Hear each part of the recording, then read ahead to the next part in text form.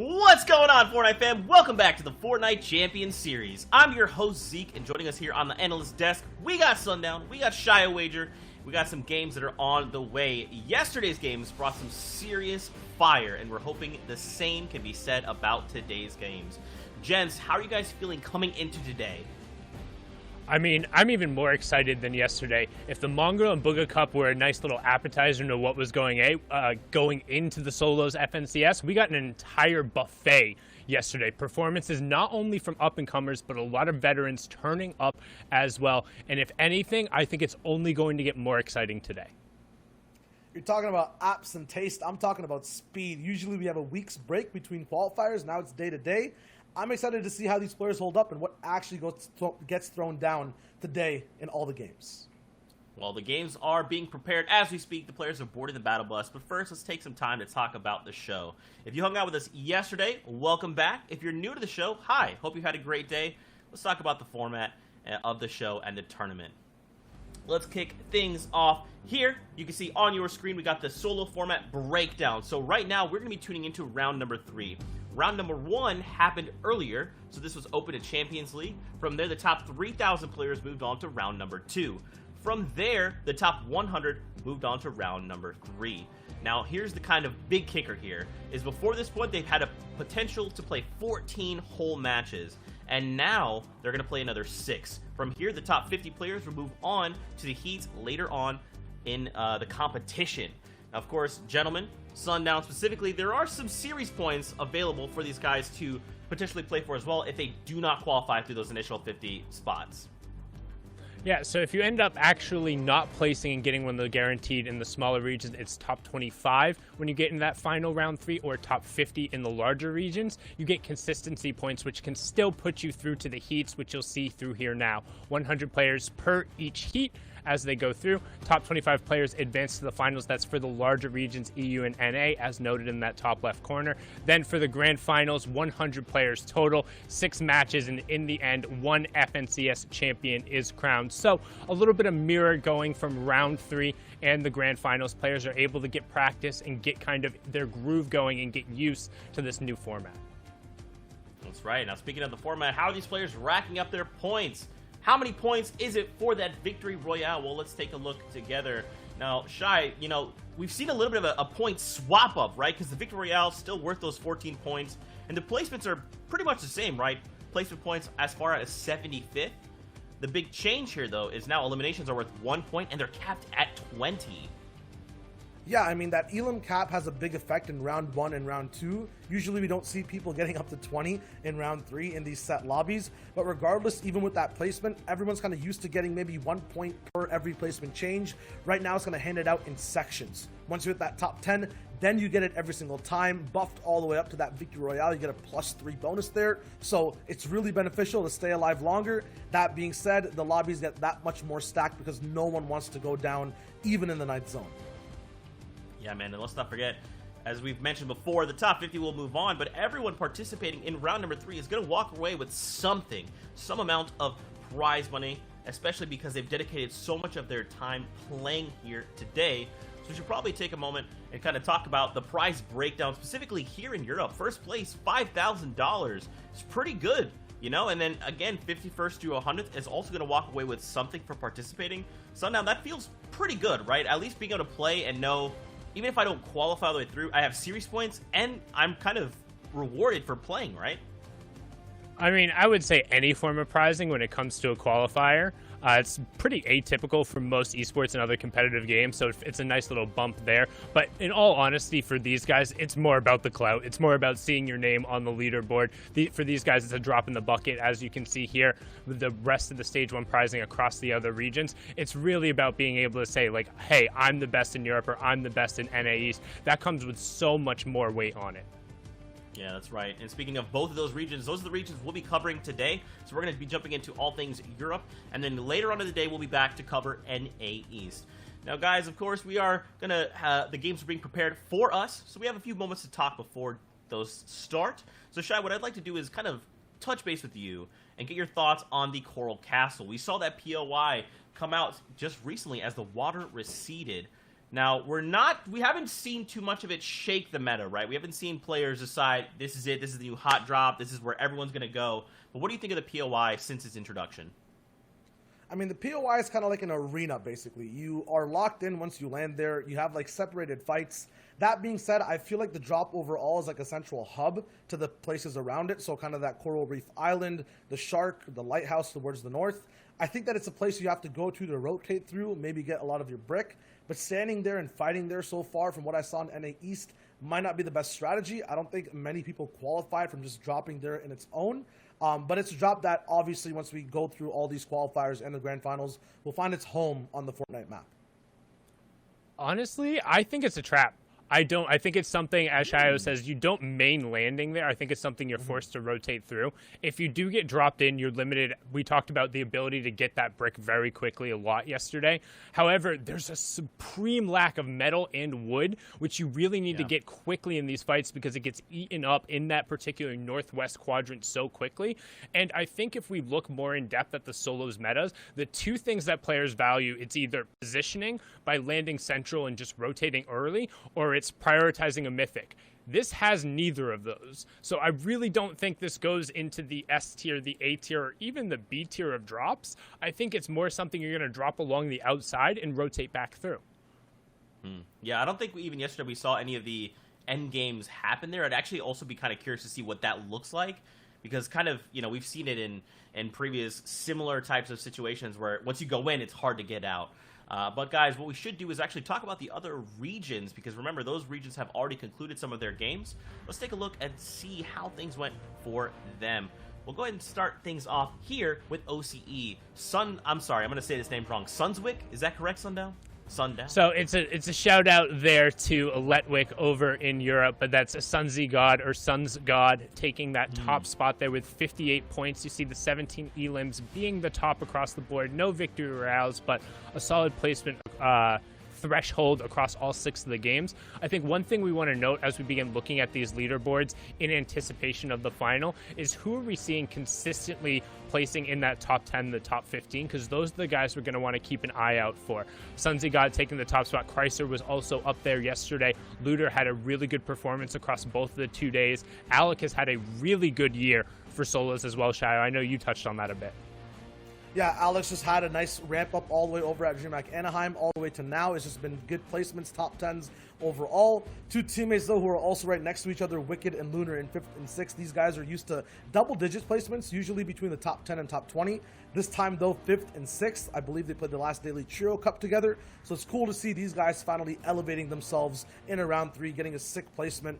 But it's just stories all over the world, or just all over OCE, that are repeating themselves. Sorith, Muzz, Worthy, X2, I Will Never Lose, I believe that's Jordan, and then RBK, IDK, I believe that's Volks too. These guys are always in the top 15, always performing. You can see with the points too, it's just ahead of the competition. And unfortunately, there, the top 25 line for OC is where you get the automatic qualification for heats, and the fan favorite Mr. Fresh Asian just on the outside looking in, 1 point separating them there. Synaph able to execute a slightly more placement-based strategy there. 7 less eliminations than Thresh, but still ended up with a 1 point ahead of him. However, he's going to be able to have 2 more opportunities to try and qualify, and will also have the consistency points as we hop on up north a little bit to the Asia region as well, with Jozia taking the top spot there by just 2 points, 1 victory royale and 17 eliminations. Laner with a similar score right behind him, however, the 2 points being the difference. Rainy, again, tied with him there, 1 less elimination. And then my favorite player in the region, and honestly, I feel like he's been the most consistent across the solo Cash Cups and the Trios Cash Cups, has been CR's Q-Jack Fox, a.k.a. Q-Jack. Nice to see him bounce back there with a 4th place performance after placing 56 yesterday. Yeah, I mean, the big thing for Asia for me is the fact that it's so close between every single person. You can see, as you mentioned, between Joyza and Laner, completely similar stat lines, just separated by average placement, a 2 point difference. That's first and second. If you go to the second page here too, like in other regions, you see like a 5 to 8 point disparity between places, like 11th and 12th. Over here, it's a 1-point difference. Elam's almost the same. Average placement, once again, being the factor that pushes people above the competition, above their opponents. Even all the way to qual, it was a 3-way tie to see who could come in first. Harukiyo was the individual who had better placement, more Elams too, to get him all the way over to that 32 tiebreaker slot. I mean, we saw this yesterday as well with the Asia region, and across almost every single one of those point thresholds, whether it was top 25 or top 50, like, it comes down to each little interaction. This is what happens when it's the best of the best in the top 100 in each region, particularly after you've grinded so many games to get here on the second day of it. It's as much of a mechanical test as it is a mental test. That's right, man. This is absolutely a marathon, not a sprint. So a lot of these players, that's kind of a big factor to be remembering as we're watching, is some of these players have played possibly 14 matches before getting here. And now they're entering these set lobbies where you're going to be seeing the same competitors over and over and over again. So especially when you're looking at things like contested hot drops, your potential routes, your pathing, right? All of this can drastically change in that 6 games that we're used to seeing. Now, guys, we are getting prepared. Don't worry, we'll get into games in just a moment.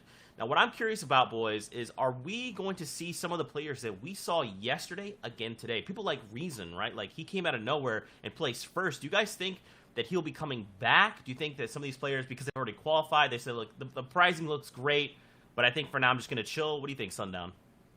Well, you say Reason came out of nowhere. He'd been playing incredibly well, taking the first place in the Mongol Cup there and having some of the best solo consistent Cash Cup performances in the region. So I would say this is kind of his first opportunity to shine, really, where he doesn't necessarily have to build a squad around him. He can stick to his play style. And I think that's where the benefit of having a solos FNCS really comes through, because it's the first time we're able to see these players at that absolute, like, most competitiveness. With that being said, I would expect to see a lot of return of veterans today. There were a bunch of names missing from the roster of the top 100 players who missed out on qualification, whether they went too aggressive in round 1 or got beat on their drop a couple of times. That didn't happen, and we're going to see a lot of players who we didn't see yesterday who were used to watching in EU. Yeah, like, just to piggyback on that, it was literally a missing persons case on day 1 in the qualifier round for the first time. Like, people like Wolfies, Lecce, just to name off a few more names. Chinkin now is in here too.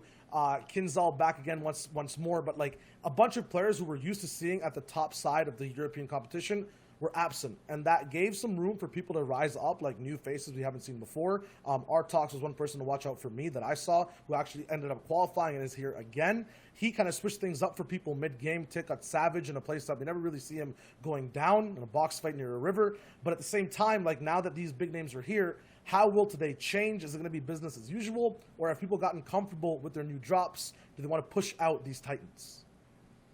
Yeah, that's going to be a tough question because we... Oh, go ahead, sorry.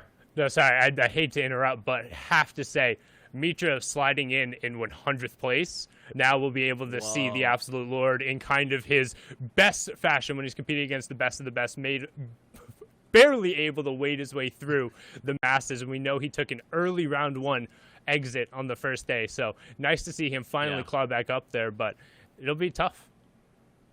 Yeah, and actually, to kind of pivot a little bit, that's what's interesting is, like, we look at, like, barely squeaking in is like, yeah, it is kind of the case, but at the same time, it's like, man, it's so hard to make that cut, right? To go from 3,000 players down to 100, you have to know all these guys are playing at their very best.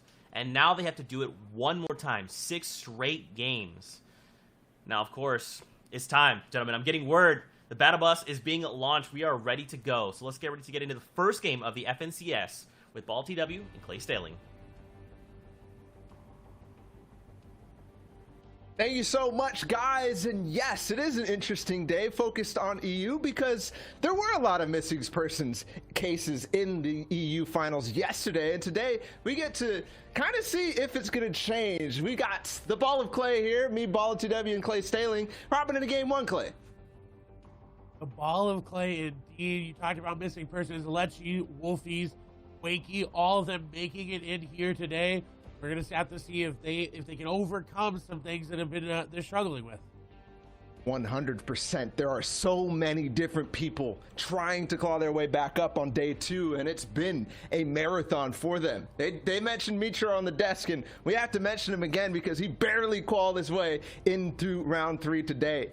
And gonna have to try to make the easy qualification in the top 50. At least that's the goal, because we don't want to see a seasonal finals without Mitra. Of course, that is so far out of the realm of possibility once he starts qualifying for these round 3s, but anything is possible.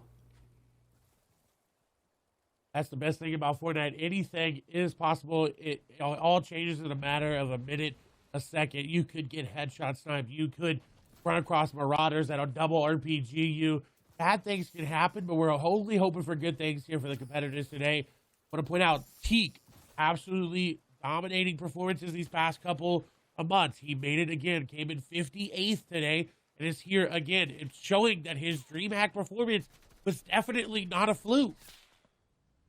But other people are missing, because second place Hen did not make it through opens as well.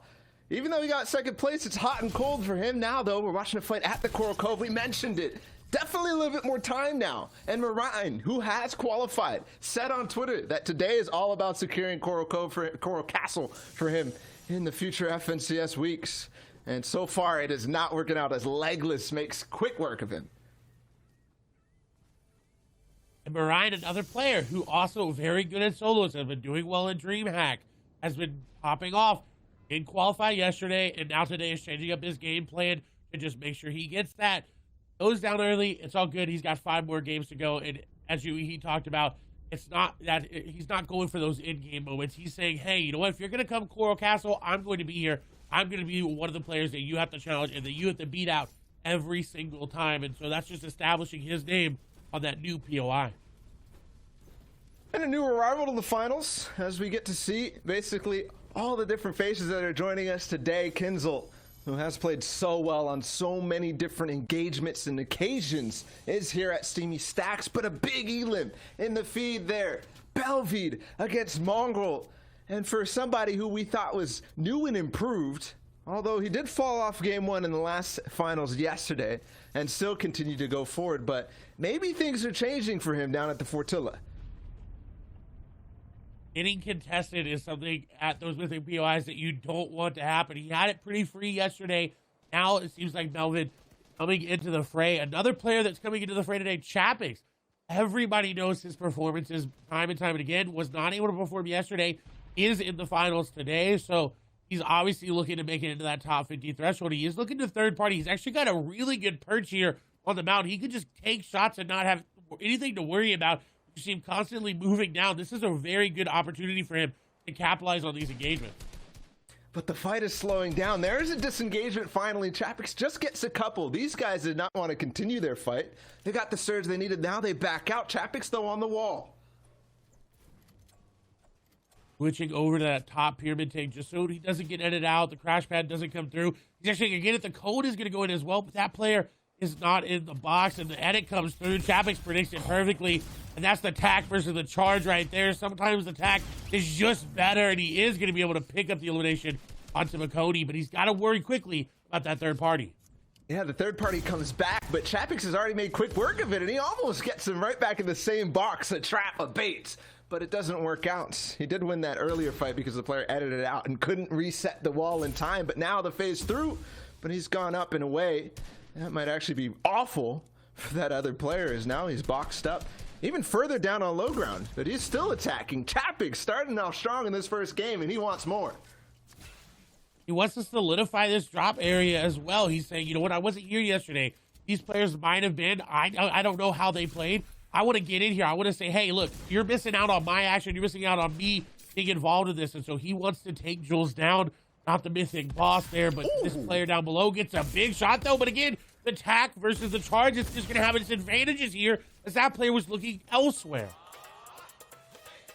Chapix with 2 elims off spawn, starting off great, and like you said, it is all about securing the area for him, and he's done a lot of that. The scouting, he came off the mountain to start that fight off, investigating, hey, are you guys going to be fighting here? I'm here. You guys need to be careful when you rotate through my loop path, because I will take you out. Now over to Holly Hedges. We got Rezon.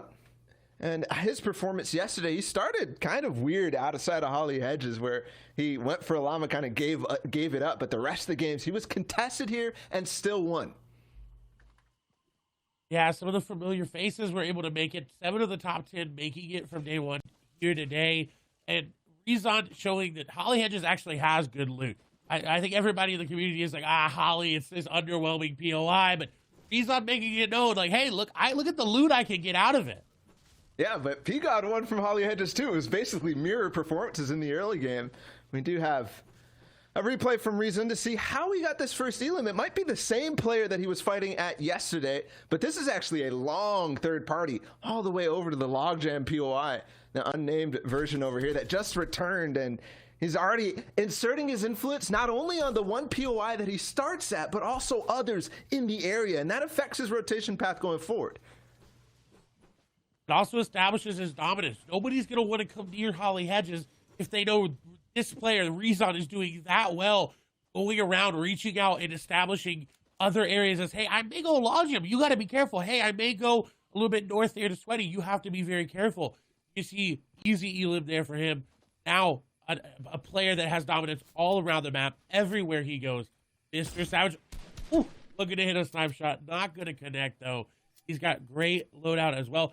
Does not have Wolfies challenge him. He may or may not. He put out on Twitter, hey, I'm late in yacht. Savage said, hey, easy elim. It looks like no elim coming through just yet for him. We'll see if that contestation is actually happening or if Wolfies is just trying to play a little bit of mind games.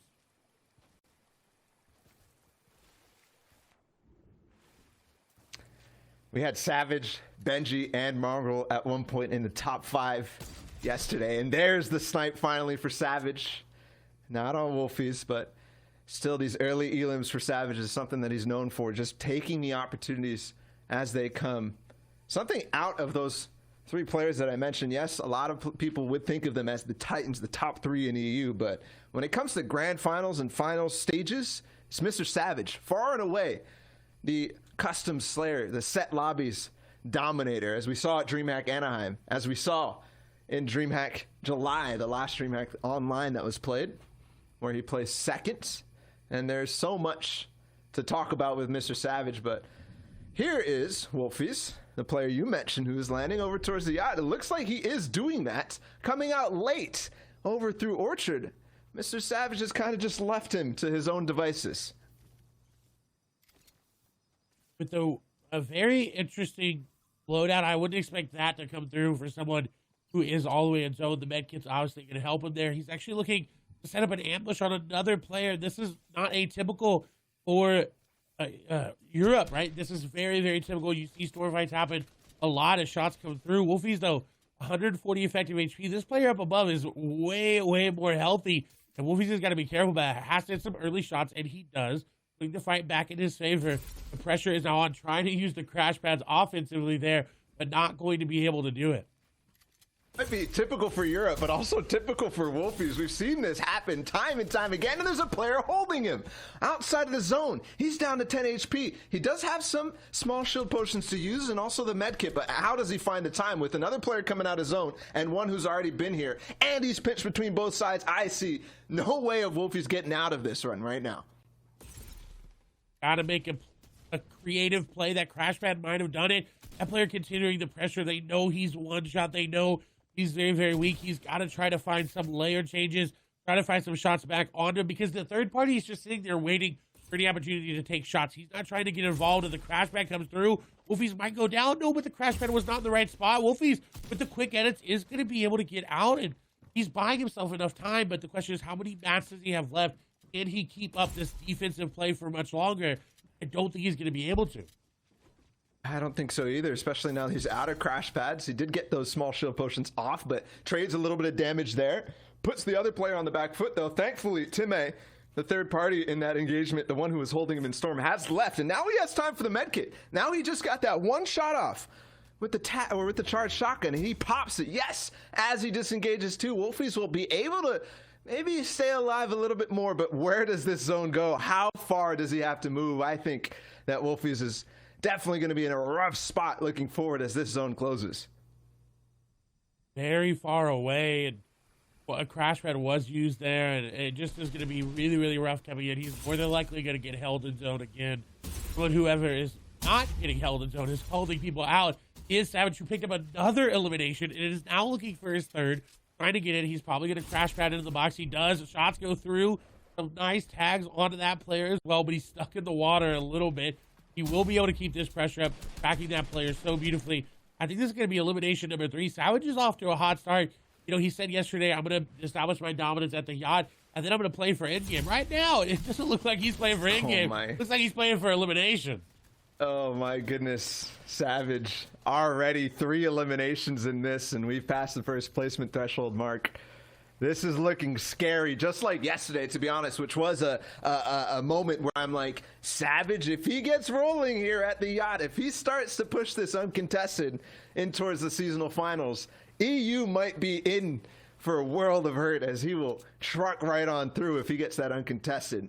So definitely a lot of the line for him too, but he's already qualified now. So like you said, he's kind of like chilling in a sense, right? He could do what he wants. We saw a lot of W King out of Savage yesterday, but this time he has no pressure at all. He can assert whatever dominance he wants on anybody in his path, anybody in the rotation, and anybody in endgame with no fear of what the repercussions are for himself.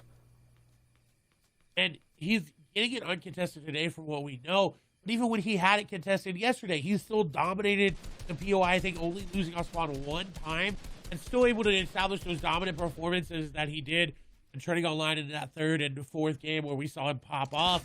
Now, on the other perspective, Light, someone who did not come into yesterday, only with 2 points, has got that placement point, has got the Elam point, is looking to get some aggressive plays onto the side of zone. This player was in zone. We already know they took the damage there. The RPG going to be used very effectively there. Can only get them from Marauders, so we won't see that many of them this season, but as you can see, proving to be very effective. And that shot is going to hit him right as he goes to the floor, trying to keep the pressure up with the side jump and the phasing.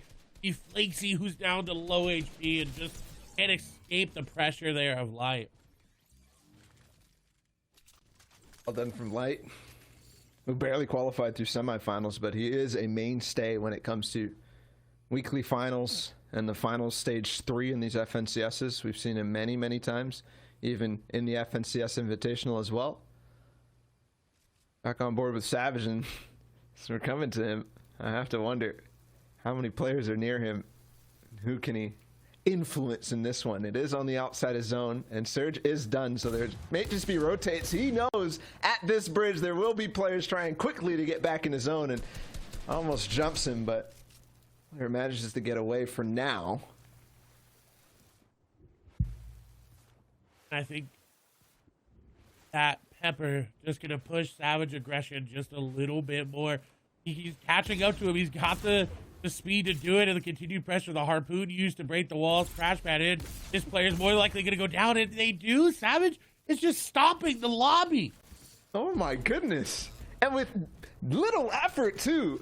Every single time, it looks like he starts off strong, obviously, but then gets in the box so fast before anybody else can really even react. In that case, using the harpoon to go right through the brick wall.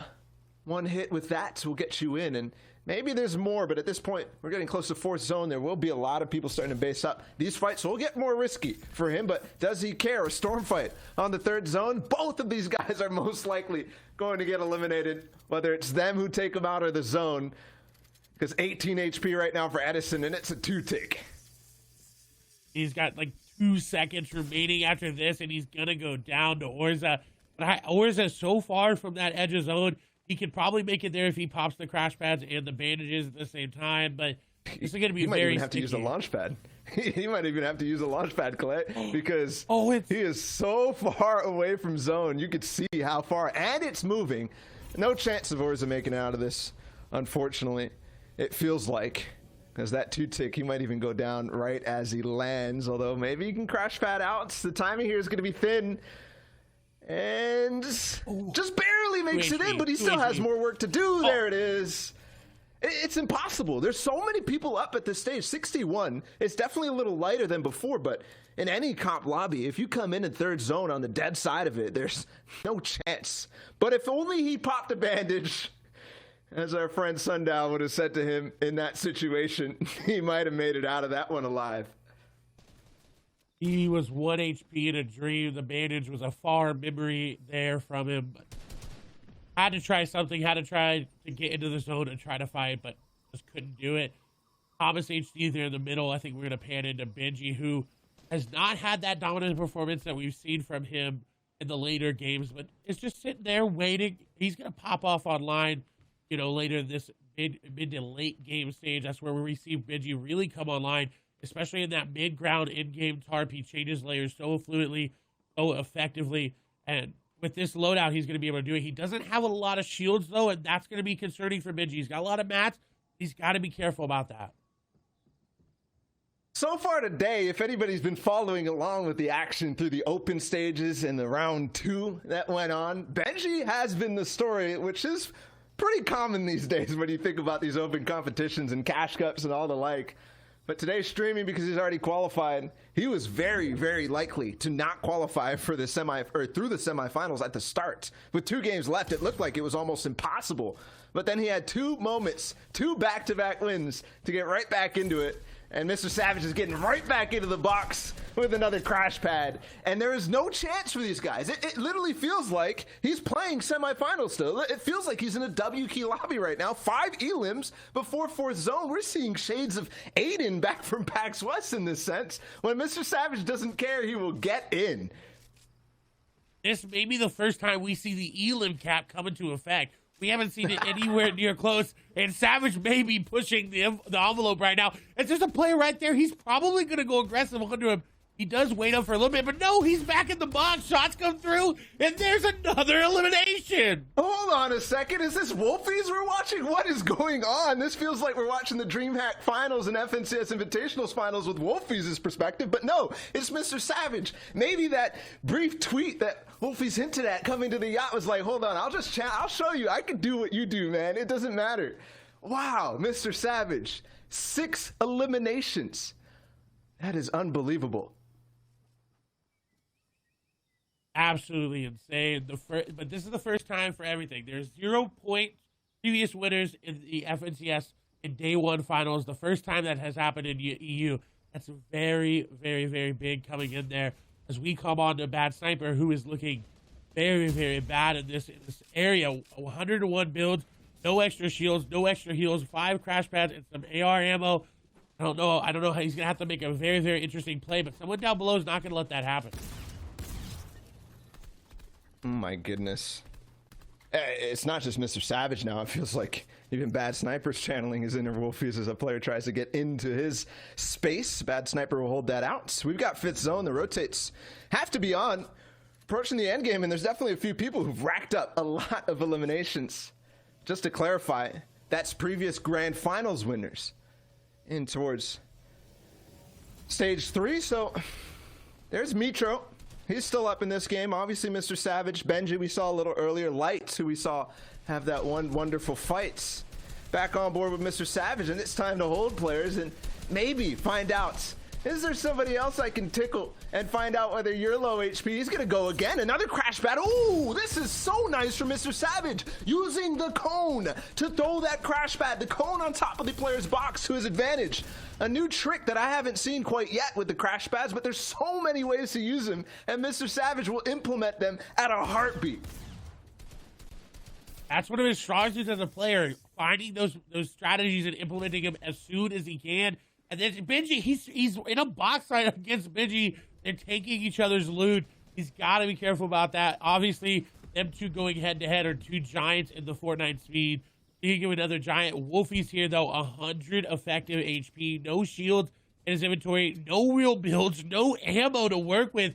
This is not where we'd see Wolfies normally. Yeah, but when we saw him earlier in the game, it makes sense why he's in this position. The storm fight that he took and the way he had to rotate out, it makes sense that he's on 3 builds now, but has to work his magic, find mobility, find an impact, and there's never been a time more crucial to do that for Wolfies, but we know he can do it. There's a player on height. He's going to start pressuring. Yes, white health. He's going to get the elim. That's a siphon at least, but still no mobility. So has to look forward to somebody he can actually grab the loot from. Another one straight below him. It's a crash pad. He might get in the box. No. Follows up slightly, but has to make sure he doesn't tunnel vision. Nice block there for Wolfies from the rocket. He is going to be able to find the crash pad as well. No builds remaining. He is going to take down a Detro there in the back side of things.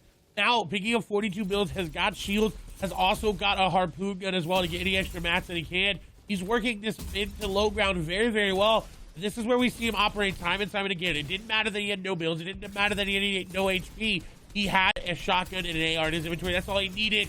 But Benji's going to chop him down. On the backside of him, too. And we have Belvede on height, who we saw take out Mongor earlier in that game. So he might have Ocean's loot off of the Fortilla. But Benji finds another one. We're still having Mr. Savage, though, and he's back to endgame Savage. He's going to target up that height, gets a couple of tags, but does not go up. That's not enough information for him. And here's the short launch. He will be able to get a lair here in zone on the edge, too, making sure that there's not much congestion where he lands. That free layer going to have him so many opportunities that just walk into his area, and that's exactly what he's looking. He's staying back. He's not moving too far forward because he does have the floppers. He does still have the launch pad that he can work with, and he's trying to find eliminations. He's already on 7 eliminations.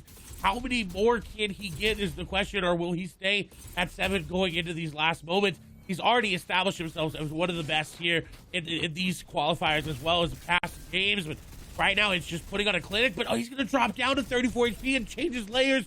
He is going to be able to pop the flopper, but no builds remaining. Savage is going to have to pull off something crazy here. Yeah, he is. He has the backside of zone to work with to get that HP back up, but now has to find out where these players are going, how they're layering. He finds a tarp, and in front of it, there's a player, but maybe low. He has the peanut butter peak, and that might be the end of Savage, though, still working with what he has. He gets a nice 33 tag, but there it is. Omni will take him out and finish the rain. He got to top 20 at least, so some placement points, and at least the Elims. Now on to Toos, who's in a similar situation down on low ground, but he finds Artox, a man from yesterday. And he will start to rain down in this low ground. Still has floppers and a full compact SMG to work with. That flopper going to be so useful if he decides to take a little bit of zone damage because he doesn't have a lot of mats to work with. 25 at this stage is definitely a good amount, but he's got to be careful with it. He's going back to his old tarp. Luckily, the shot comes through the peanut butter peak there. Going to give him a lot of damage, but he's not able to capitalize on it. Wakey is up above, still in this game, getting eliminations. Toos with 3 now. We'll see if he's going to be able to make anything happen in this end game. That elim for Wakey onto Link might have been huge because Link has been dropping over toward Caddy corner. It could be the shockwave launcher now in the hands of Wakey, but Toos is in a box unexpectedly and he makes it work. Still onto Omega. 4 elims now from Toos, and he even has a little bit more mats. Meanwhile, Bad Sniper fell. Benji, Fishy, and Teak are still alive. Same with 7 Tor, and we do have Belvede still on height. Vino up there. Flo is actually challenging for height. He must have the shockwave launcher there as Belvede is going to fall there. Flo is his raid height and is taking it from him. Vino there down below. Benji operating in that mid-ground area. Unfortunately is going to fall there to leave. Toos is still down below as well. A lot of players can still impact the HP of this lobby. Is still very, very high. And I think Flois doesn't recognize that there's a player all the way above him. That could be interesting. But still down low, Toos he'll get a shot, just barely misses on the Snazy as he falls to zone, but regardless, he gets the loot, he gets the spoils. Now top 4, Flois will take out Sammy, and Vino will fall to the storm as well. So 1v1 now as Flois with the height and caddy loot. He doesn't have any heals though, and Toos has so much still in the tank. He'll be able to win the game, and with a couple of eliminations too from the full low ground play that he had, Clay, the Victory Royale goes to Toos. That flopper find was so key. It was so amazing. But that's going to be it from us. We're going to send it over to the analyst desk so they can break that down for you.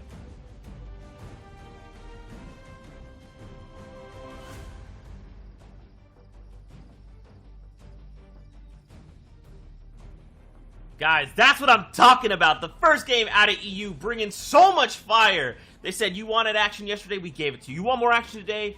That's what we're here for. And I love that we got to see 2 different styles of play. The hyper-aggressive out of Mr. Savage, racking up eliminations there in the early and mid-game. And then toward the end there, Toos showing us, look, I need the Victory Royale. That's what I'm aiming for, these placement points. And he pulls through with the Victory Royale. That's what you'll love to see, Sundown.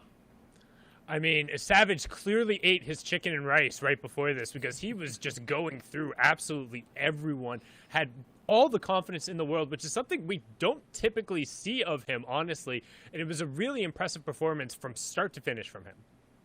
Yeah, with stamina all around for all of these players, especially from both ends. But there's 7 that I want to focus on today. The big 7 who were in the top 10 yesterday and are playing again in the second round of qualifiers and the third round overall of this stage. And Marine was the first one dropping over down at Coral Castle. He's looking for big shots and a little bit of an early game kerfuffle. I believe he does end up getting this one locked in, and then afterwards still moves forward to finish out his game.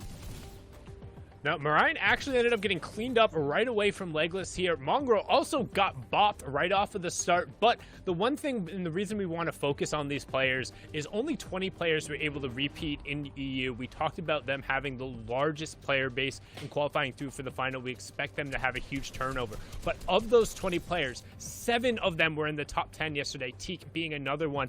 And I think this kind of exemplifies what you need to do to be one of the most consistent players in the largest. And honestly, again, I'll say it, you can like vilify me all you want for it, but I think EU is stronger than NA East, particularly when it comes to the solo gameplay that we've seen recently, and Benji is another prime example of this. His consistency and ability to outlast the rest of the lobbies, get into these moving zones, and then create eliminations. I swear, if you run back the elims, Benji got this exact same double yesterday, where he caught somebody on the edge of the zone, desperately trying to defend, and was able to push forward and get a second refresh. And all of a sudden, he turns into what was a pretty shambles game into a 3 elim top 25 performance. That's incredibly impressive. Now, I'm usually an advocate for NA, but I have to agree with you that in terms of EU fighting all these players all the time, the top of, I would just say, the world, and just becoming the top 10 week after week, day after day, it's insane. The dynamic kind of movement of Benji combined with the combat prowess that he has, it's just nice to see that, as you said it, it's a repeat every single day about what he can do. The same thing with Link too. Big elims, and of course the big man from that game was Mr. Savage. 7 eliminations, making it all the way through high placement thresholds to the end game. That's a statement. Yeah, man, I believe he was eliminated top 25, 21st, I believe is where he did fall. But yeah, I mean, let's not forget him and Benji Fish have already qualified. They made the top 50 yesterday. So now they're just kind of looking to run it back today and potentially look and make some more money. Let's take a look at the standings, though, and see how things are shaking out after that first game, especially with Toos picking up that Victory Royale. You got to think that guy is currently in number 1. And it looks like, in fact, he has 18 points. But look, right behind, we got Fury's Flois, 17s. Sammy there in third with 15 points. Floki, 13. And there you go, Mr. Savage with that nice string of eliminations and top 25 placement. It's going to leave him in 5th.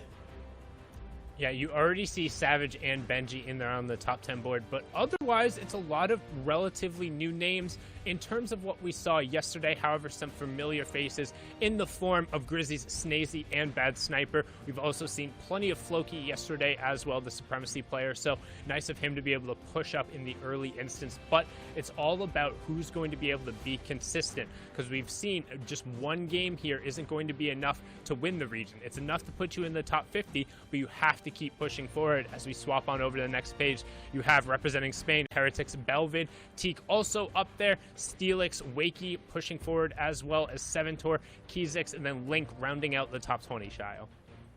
Yeah, I mean, you said that word consistency, and that is key, especially for round 3, day 2 of Europe. It was kind of foreshadowed yesterday that the top 20, top 30 would actually end up being the top 10 later on, because they were just hitting their stride game after game. The top 10 started off really strong, but then started to teeter off later into the day, ended up qualifying but not getting those big cash prizes, the big respect for being top 10. So I'm curious to see exactly where Toos will be after that win. Will we see 1 or 2 people get wins but then end up in the top 20? So right now it's about what happens in game 2. How do you just cement your position if you're near the top? How do you rise up if you're near the bottom of that 50 threshold? That's right. We still have 5 games left to play. And taking a look at the leaderboard, we did see Reason is in 42nd after yesterday's performance coming in 1st. So it's all right, though. Listen, just the first game, not a big deal. What I do want to talk about, guys, is Mr. Savage, actually. So we saw this string of elimination 7 in the 21st finish.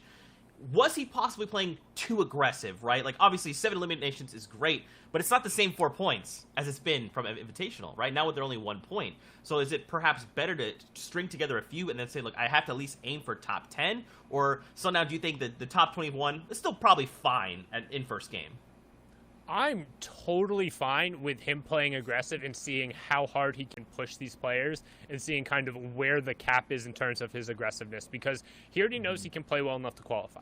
He proved that yesterday. He knows he can play enough to win these tournaments, but he needs to get a better barometer of where he is and when he can really go fully aggressive on these players. And I think the most interesting push I saw was how he was able to kind of use the pepper and the momentum of the river to kind of double down and continue close gaps. He did that multiple times, and just using that plus the crash pad to then get inside of these boxes, it felt like he was reaching almost another level.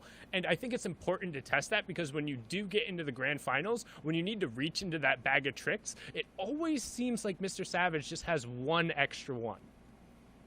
Yeah, guys. Well, I'm getting word. Games are ready, so let's get ready to send it back over to Clay and Bala for game number 2 of the Fortnite Champions Series. Thank you so much, Zeke. And yes, right back in the action we go, and we get to go in with our first place contestant. It's Toos, and he's playing up against, I believe, Floki, who has played against the rig yesterday, but ended up falling multiple times off spawn. We'll see who is going to be the benefactor this time with some fall damage. And quickly, our first place player is out. Floki, who is not far behind him, is going to be the benefactor of all this. And we saw this yesterday a lot with Europe, is every time in the first 3 games, the first player would go down early. We saw Rezon happen. We saw Kha'Zix happen to them. And so this is not uncommon for Europe, but I thought Toos was going to be able to turn it around based on that dominant game he had just moments ago, but not able to make it happen. So he's going to have to sit and wait, and he's going to have to rethink his game plan just a little bit.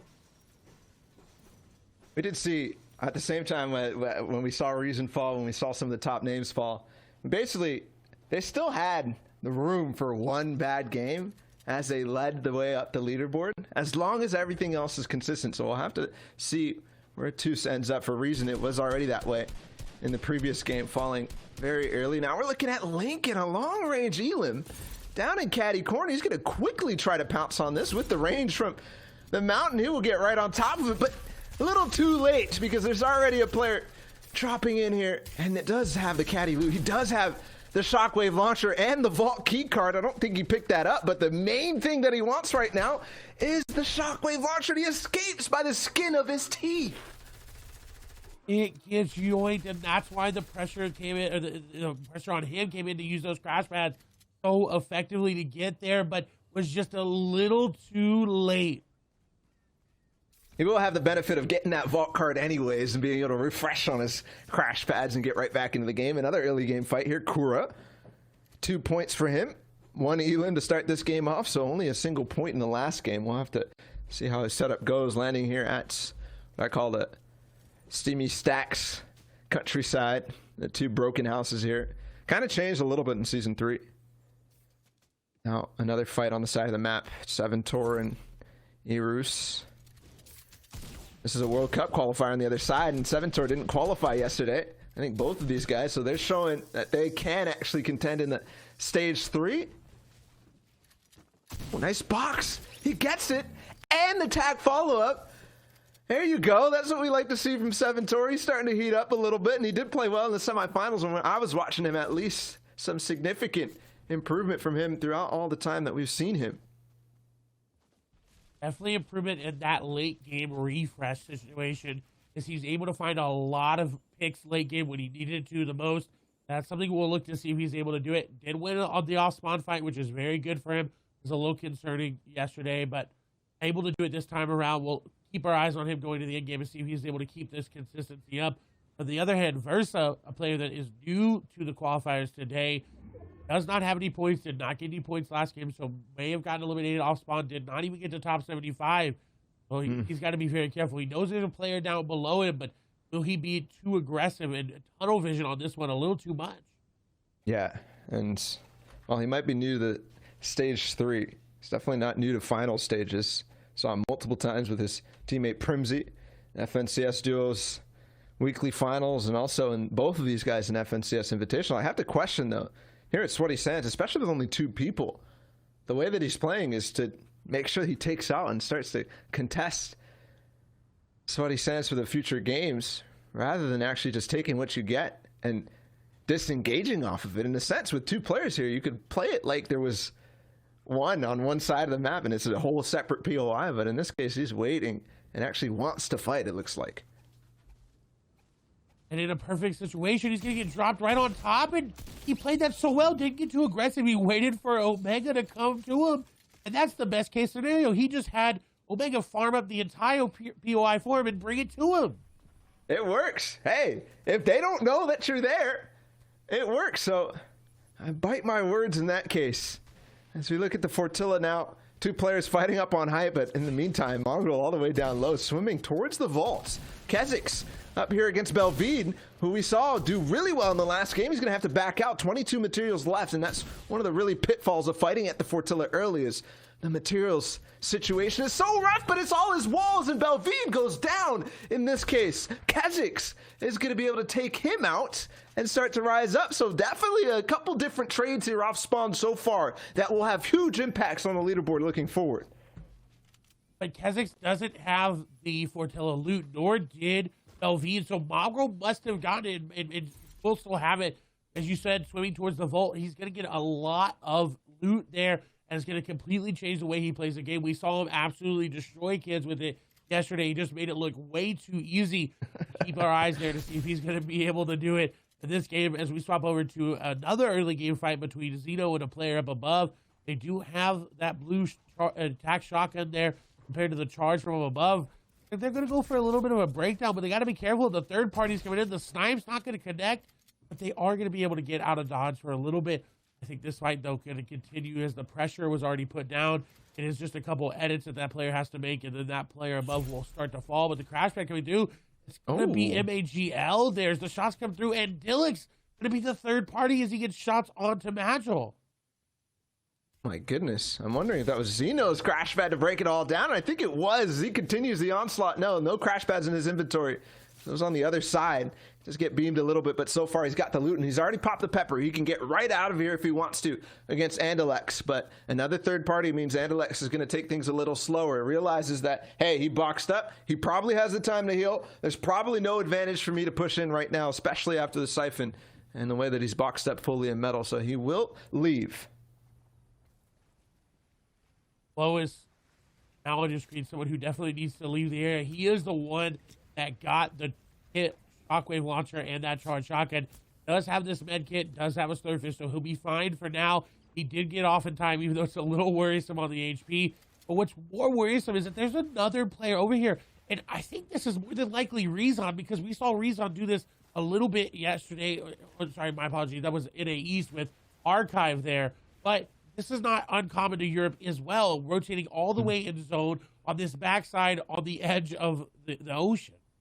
Yeah, in a sense, he was kind of forced into it, as we saw his disengage from Caddy with the shockwave launcher all the way down the south side of that, going over towards Camp Cod and that entire area. And based on how people rotate off those mountains, that is a common spot to go for Surge.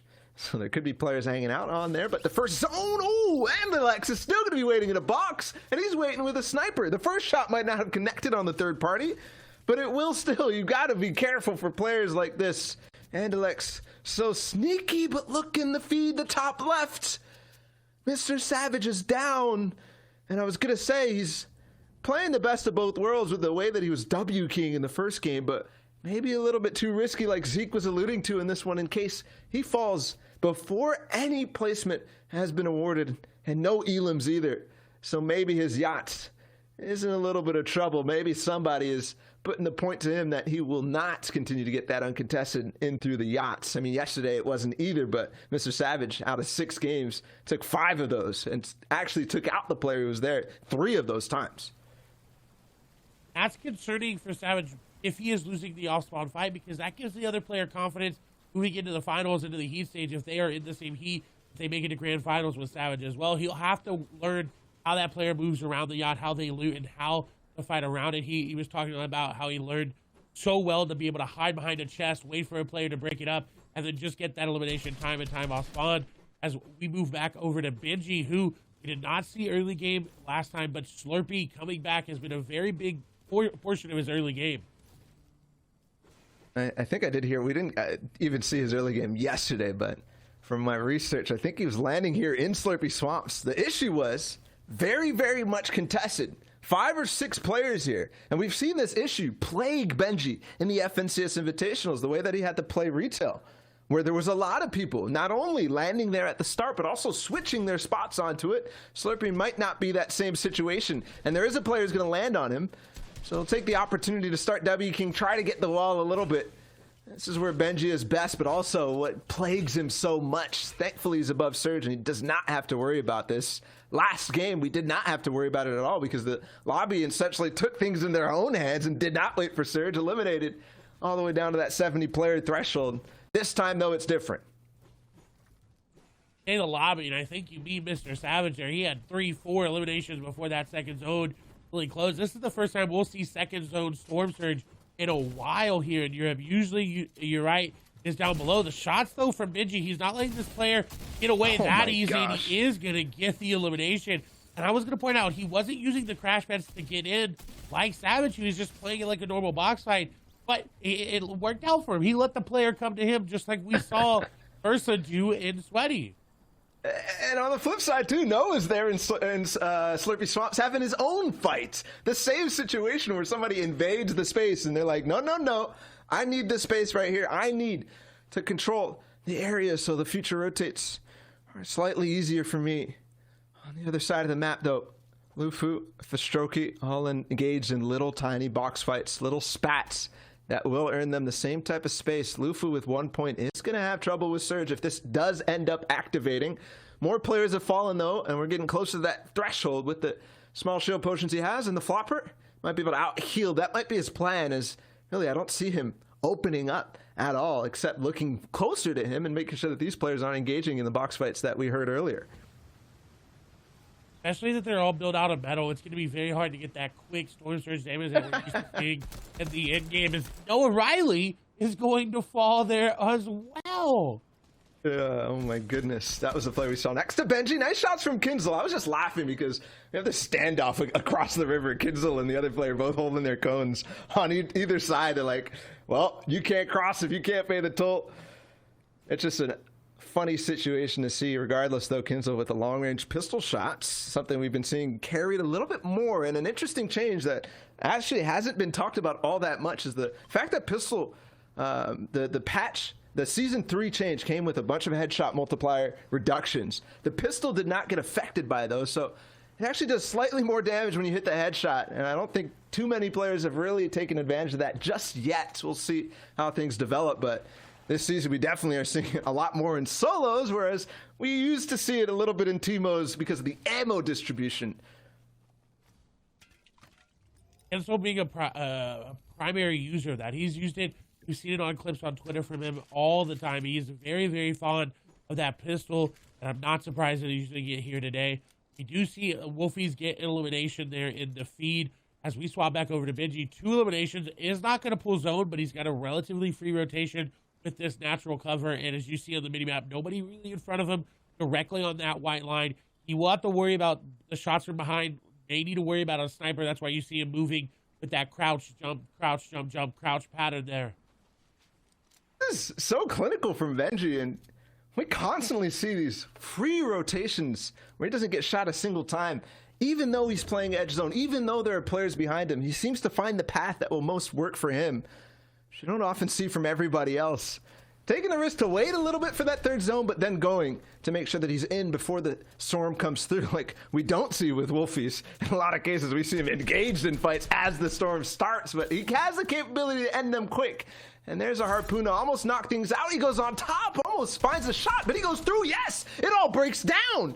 And there's a moment there where Mattfi is wondering, what is going on? I can't build. In this case, it was the crash pad knocking it all down.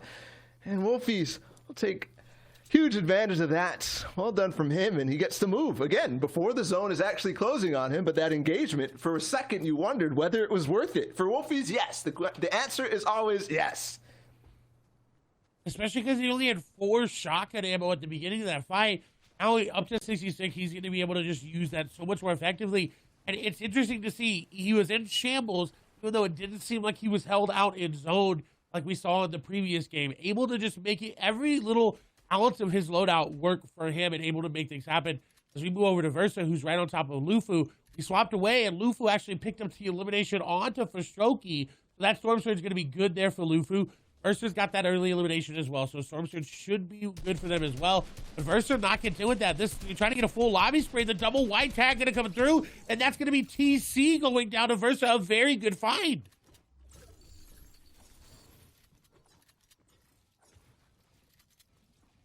Fourth zone reveals it goes deeper into the Weeping Woods.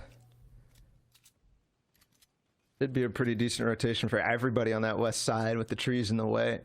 I'll see here that glider gun in the distance, wondering who has that, and also an update on the shockwave launcher, where we saw, I believe it was Flois, right, who had that shockwave launcher last we looked. Meanwhile, we see Marine on that backside as well. Here's Reason. He's made it through comparatively to game one, and like we said, one bad game does not end your tournament. Maybe two do. He's still moving forward and potentially could rise back up to the top. There's so much time left, like our analyst said. So much time to still shake up these standings. Though the hot starts for players like Benji are very scary if I'm anybody alive right now. To see him start to roll like he did in semifinals in the last two games, momentum is on his side indeed. That's not someone I want to come across in in-game. I do not want to see Benji steamrolling through that lobby. When I see that skin, I know that is him, and I got to avoid it.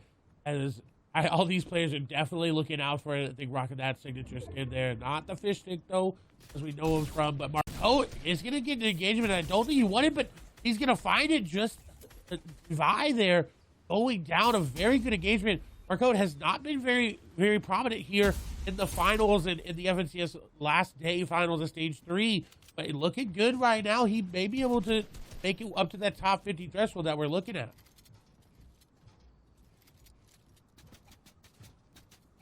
6 points right now. I'll definitely put him far and ahead of the threshold. The last time yesterday was 21, if I remember correctly, on EU, but another player gets in his box and will make things change quickly for Marcotte. Juker will hop right into his box, and that again is an example of the Crash Pads juice. So easy. Break into people's boxes in the worst case scenarios when you don't expect it to, especially from that diagonal angle where you really can't even block it unless you're using an edited cone. So difficult to use that in situations where the quickest reaction has always been the stairs. Here's Marine. He made it into that 4th zone, but 5th zone reveals, and it goes further up into that top east corner.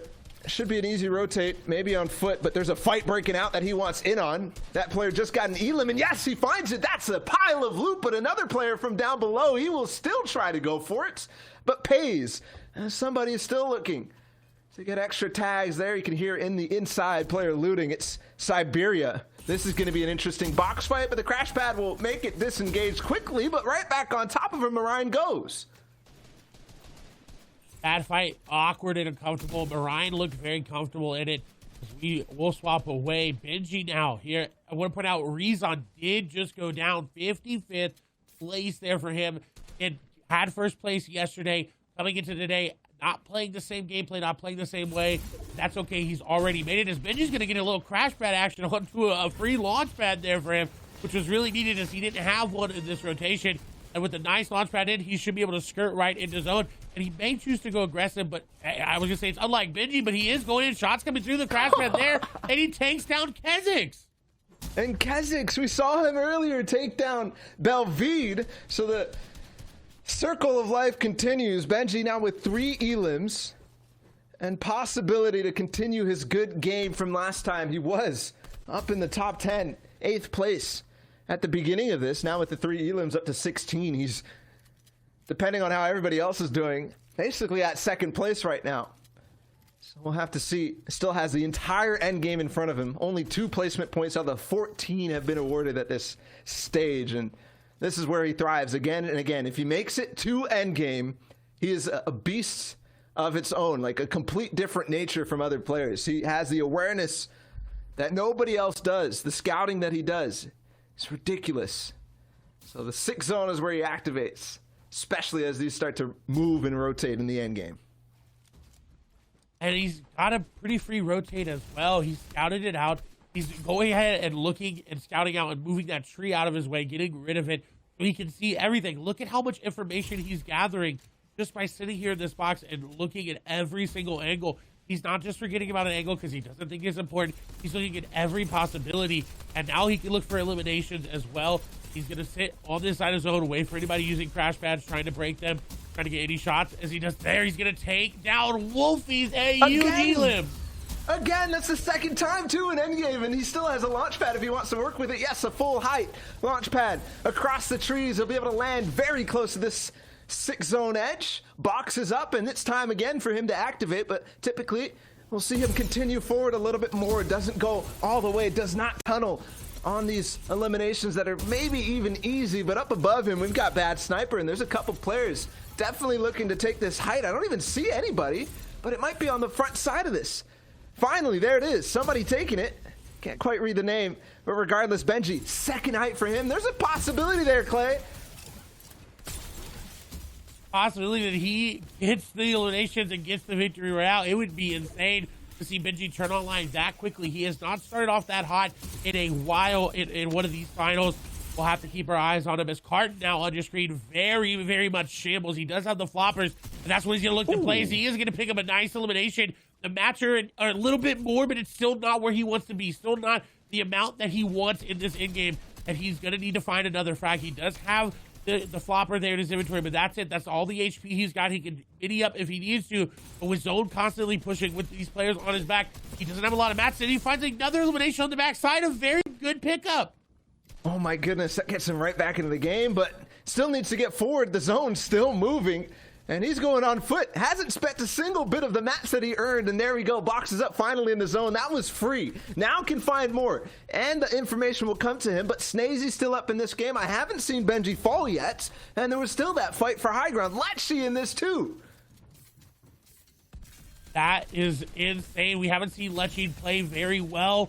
And yesterday, we didn't see him at all yesterday, but today, popping off right now in this game. Carton, no, looking to pop off on the low ground. He's been operating so well, so clinically, so methodically, just trying to find these weak players, trying to hop into boxes that he knows he can hop into, but running out of mats, he's conserving them very well, and he is going to get up the hill. I was very worried about he was going to get up or not. As shots come through, there's a player on him, and he's going in.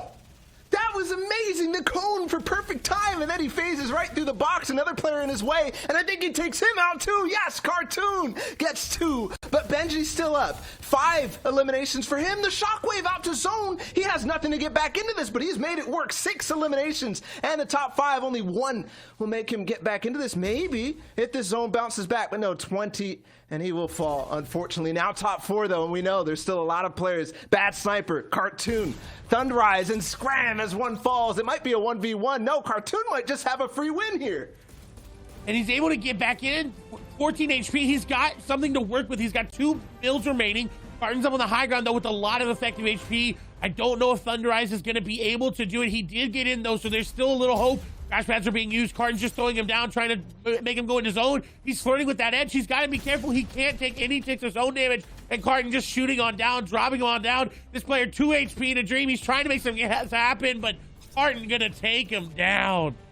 Oh my goodness, what a performance from Carton from the beginning of that, where it looked almost done for him. He finds the materials that he needs, and he gets the win, but just barely. Thundrise almost made that work. The drop down shot onto Scram. But regardless, guys, we're going to throw it back to the analyst desk. Zeke, Sundown, and ShyOager are standing by. Congratulations to Carton picking up the victory royale there. Man, there was so much action that kind of unfolded. Not only did we see that kind of devolve very quickly, but another thing we saw is we watched in game 1, Savage was like, look, 7 eliminations, I'm going to string together eliminations. This time, Benji said, let me get it at 6. I'm going to place top 5. So we're seeing a lot of these big names. They're ready to play. They had the yesterday warm-ups. They're like, all right, no. We're going to be on broadcast, guys. We got to show up big time. That's what you'll love to see, Sundown. I mean, it was another great performance out of Benji being able to push forward there. And you can see Old Man Mountain coming back and claiming his toll. It's been a while, particularly with the amount of mobility that is now there in solos. But again, just the nice little move back over, then back across, knocked out so many players right on the edge as they were really pushed to burn through their resources. Yeah, like on the leaderboard, it's flex versus flex with Benji and Savage, but at the same time, in game, it's a climb to the top, and the best item to have to climb is that glider gun, the grapple going all the way up. Cartoon had it, he just held the high ground with it and shot down so many arrow bullets afterwards to just secure that win. You know, another great item that has been utilized a lot is actually the crash pad. So Fortnite fam, I think what we're going to do is we need to take a seat, because we're going to go to the Sundown and Shy Wager School of Fortnite to do some learning. And right now, today's topic is going to be all about the crash pads, how to utilize them, when to utilize them, and then some prime examples because, you know, what's class without some examples? And hopping right on board here, it's Mr. Savage with some early game aggressive uses, using the first two to close the distance on his opponent, and then using the crash pad inside the box, not once, but twice to then close the gap against his opponent, get in, and secure the elimination. Yep, that's the first lesson. Lesson number 2 is that sometimes eliminations are very far away. Opponents around you can just grab up your loot. Instead, you can just use these crash pads even early on, catch up quickly, surprise them, and then claim your prize. Link does exactly that. Remember, top 10 from yesterday, top 10 in the brain too when it comes to using these items. And he's right there to delve down more damage, get the loot he deserves, and then wrap up his game and move on afterwards. There's a crash pad to escape there too, but it's not enough when you're facing the early game crash pad. Accurate God. Very well done from there. Another good play coming out from Wolfies is the denial of space. He uses it to go up vertically, but then it prevents his opponent from being able to take any of the space underneath him. A very well-deserved elimination coming out there from the XL player. And I know, Shio, man, they got to calm down a little bit with this one. I mean, class is in session, and right now the lobby's getting too rowdy. Towards the end game, there's so many pads dropped down. There are options to take two for people late rotating, but if I keep seeing this over and over again, I might have to send a few of you guys to detention because this is just too chaotic. I know we talk about Fortnite being a kid's game, but honestly, that looked like a bunch of people out there on recess hitting the bouncy house, but now Archive showing us really what the master class of crash pads and bouncy house looks like, using the one against the brick wall for the angle, and then making sure he's chaining them together right on the edge of zone to minimize the amount he's exposed. And that was effectively a dead side rotation onto loot where he took 0 damage, and he's able to get a nice little refresher on the mats as well. Did unfortunately take the charge shot there, but ends up on the priority side of zone and a refresher on his crash pads. Literally like a baller from the World Cup. There are combos though that you can do with crash pads. We saw this over at the Booga Cup with Kinzel, playing it out in slow motion to teach you guys that even if it's a cool idea to throw it to, even if you think you have the nice combination of two of the craziest items in the game, sometimes it does not work out that way. Crash pads and shockwave launchers do not mix. They don't mix like water and gasoline going together. Kinzel also unfortunately jumping right at the wrong moment to send him flying back out of zone. His own crash pad, his own shockwave will be the end of him there, sending him all the way out into the zone with a much needed victory royale that could have potentially gave him the momentum. Remember, he finished second in that Booga Cup, falling just short, and Hardy Tronicle being the benefactor of a nice little cheeky victory royale right there. Sometimes all you gotta do is sit still in your chair and let the game play out, let the lesson develop itself. But good there for Hardy, unfortunate for Kinzel. Thank you, and class dismissed. There you go. We did our learn another crash pad, guys. Thank you so much for breaking that down. You know, we like to have fun here, and that's all it takes. The crash pad coming in clutch for a lot of these players. Expect to see so much more of that throughout the competition. Now, guys, of course, we just wrapped up game number 2, so we want to take a look at the standings, see how things are kind of shaking out, because we know from that first game, you know, the first game is pretty standard, right? We watched Savage pick up and chain together eliminations, putting him in 5th place. But where is he now? Benji Fishy, stringing together 6 in a top 5. What does that mean for him, especially for Carton, the victory royale? Does that mean that he potentially could overtake that #1 spot? In fact, Benji Fishy placing top 5. 6 eliminations. That was what bumps him up to number 1 with 26 points, Sundown. I mean, you had to kind of expect it, and we talked about it yesterday as well. He had really good start there. It seems like he's had his consistency rolling, but you can't count out Teak, another player who was in that top 10, in the top 7, who we talked about were able to repeat and come through. You see Savage there in 18th as well. Lecce able to really push up after a poor first game, so solid second game performance out of him. You see Vino rounding out the top 20th, but only 12 points to make it onto that second page right now, and still 4 more games to go. The same story of Europe continues. The top 10 sometimes gets cursed if you're there in game 1. Benji breaks that curse with incantations of his own. Now he's in first place. I don't know how. We saw it though. It's aggressive eliminations. Over here though, I think are the individuals to keep a nice keen eye on. Link, Seventor, Wolfies, Juke, Belvid. All these guys have the potential and the mindset to climb up higher. They're playing consistently. Every point matters. They're all in ties. I feel like this next game might be one of the most important ones to watch. Absolutely, especially now when it has to matter. You have to put your foot on the gas. If you're looking to qualify with 50 spots on the line, you need to make the change. If you're on the top, you're looking to just cement yourself. If you're on the outside, you're trying to just break through that bubble. Now, guys, we're getting ready to hop into game number 3 of the Fortnite Champion Series. So let's send it back over to Balla TW and Clay Stelling. Take it away, boys.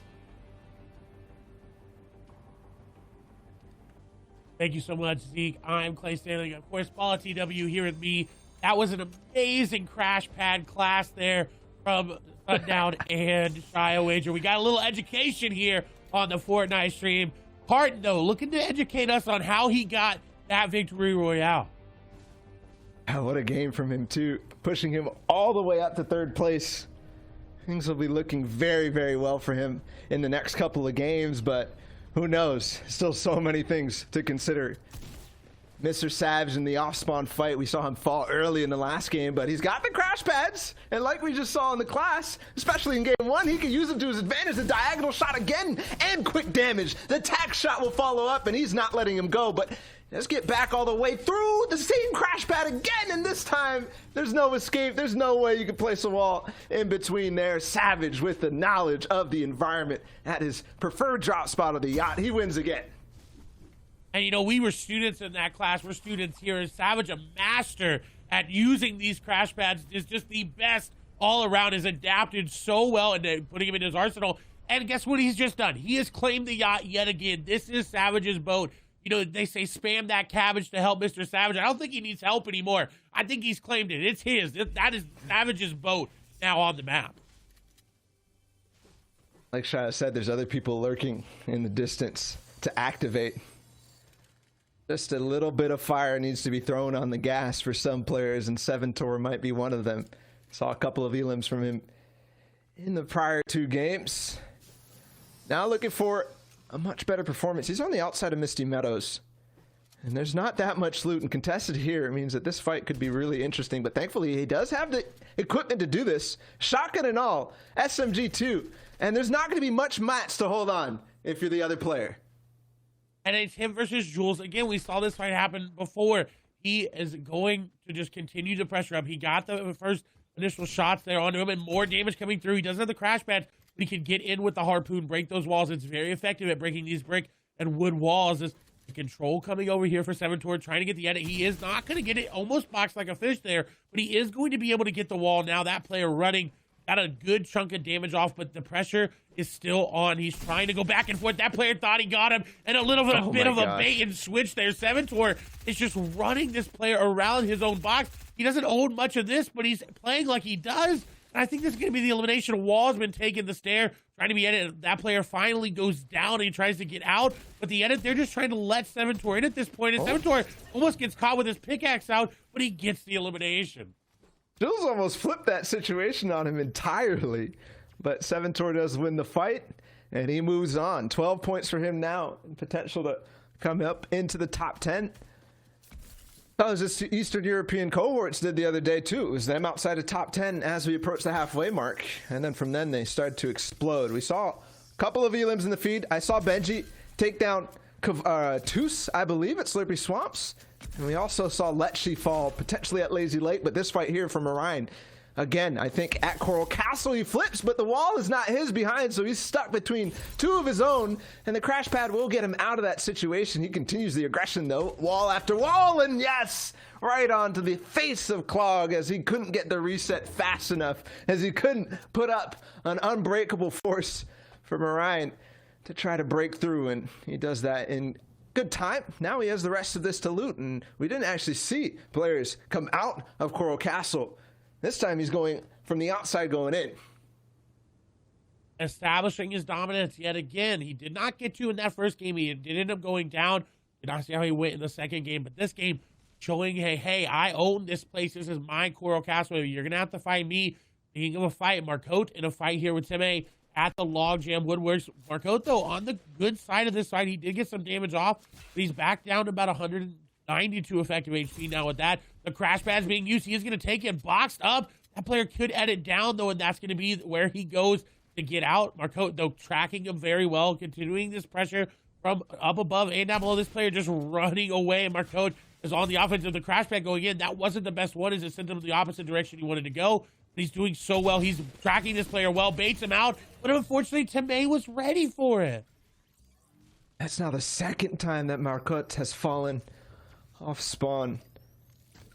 Fortunately for him, he's going to be stuck on that 6-point mark where we said there's going to be a little bit of work necessary for him to go through. On the other side of the map, we have Wakey taking a couple snipe shots, trading a couple of snipe shots on both sides of this. Maybe got the tag as that player boxed up on the backside. It almost gets a second, but time is sitting still. Kinzel finds one too, even though what we saw from the Book of Cup. Okay, Wakey, headshots, snipe out of the hunting rifle. We got a replay of, I believe, Benji Clay.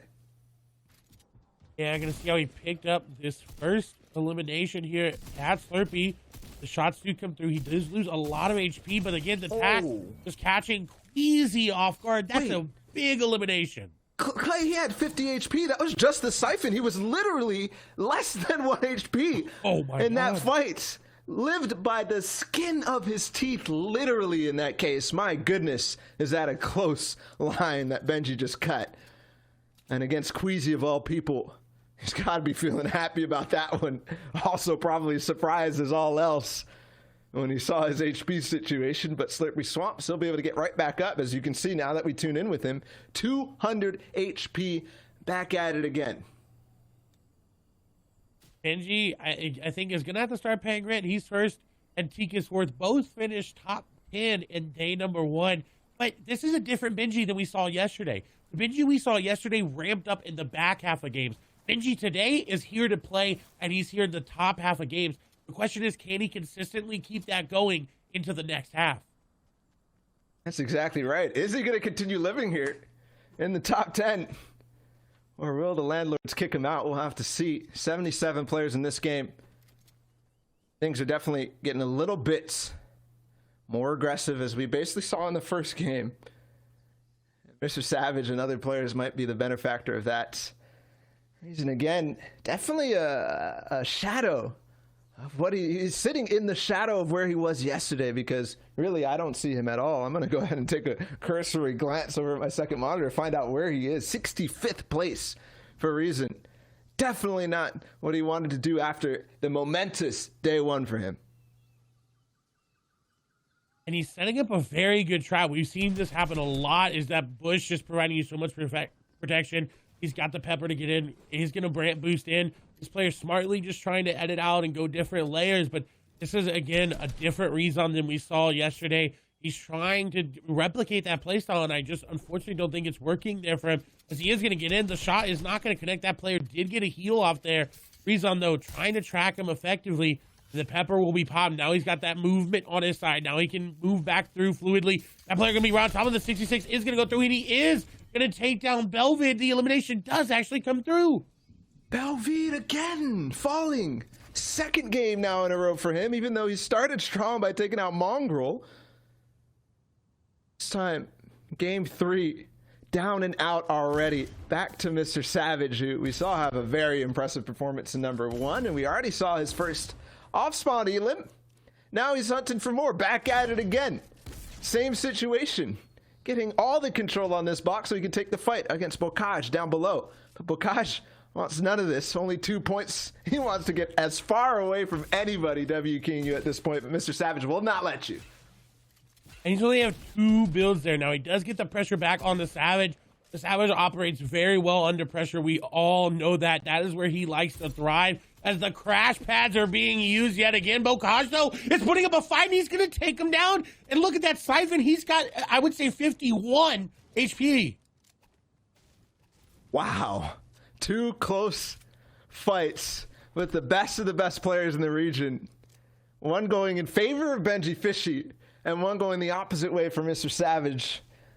Just by a hair. That's the margin of error that we have in these fights. Wolfie is going to be in one as well. And he's actually going to take the low ground approach instead. A little bit more passive because he's used to being the aggressor this time, though.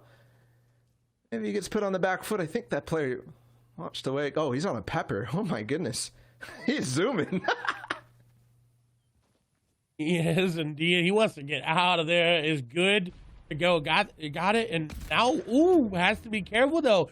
Wolfie's up above with that hunting rifle. Not something we usually see. Wolfie's with a sniper rifle, but he's looking to make it maybe his mainstay. Get those long snipe shots. As he's going to look to connect, there is not. As that player's getting chased by a shark. They're just trying to get into zone, and here's Wolfie's just firing shots off time and again at him. Yeah, he's looking for one snipe, and he does just find it. An Elim, yes, onto the player who went up there. Oh, it was in a metal box, too. I think he snuck that shot in just barely before that wall went down. And he will get above Surge, which was the goal for him. That's why he based up in that old wood base of another player. Just to be safe for a moment while he takes some snipes and converts on an Elim. Now he's looking for another. He could get it. That player's opening up on him, and that's definitely risky against a player not only of Wolfie's caliber, but who's just proven he can hit a snipe. And another one, yes, he connects onto Toos. And Wolfie's, if I know him, he's going to go right at this. He is, and he needs it. He didn't have a lot of match. He had like 24 builds into this zone. Is very common for Wolfie's and a very uncommon for a lot of other players, but in that feed, if he's going to be able to pick it up. On the other hand, Noah Riley looking to set up a little bit of an ambush on this player. The beam does come through. That player is not going to be happy about the amount of HP they just lost. And Noah Riley trying to hop in the box. And Kha'Zix going to go down early yet again. And that's huge for Noah Riley.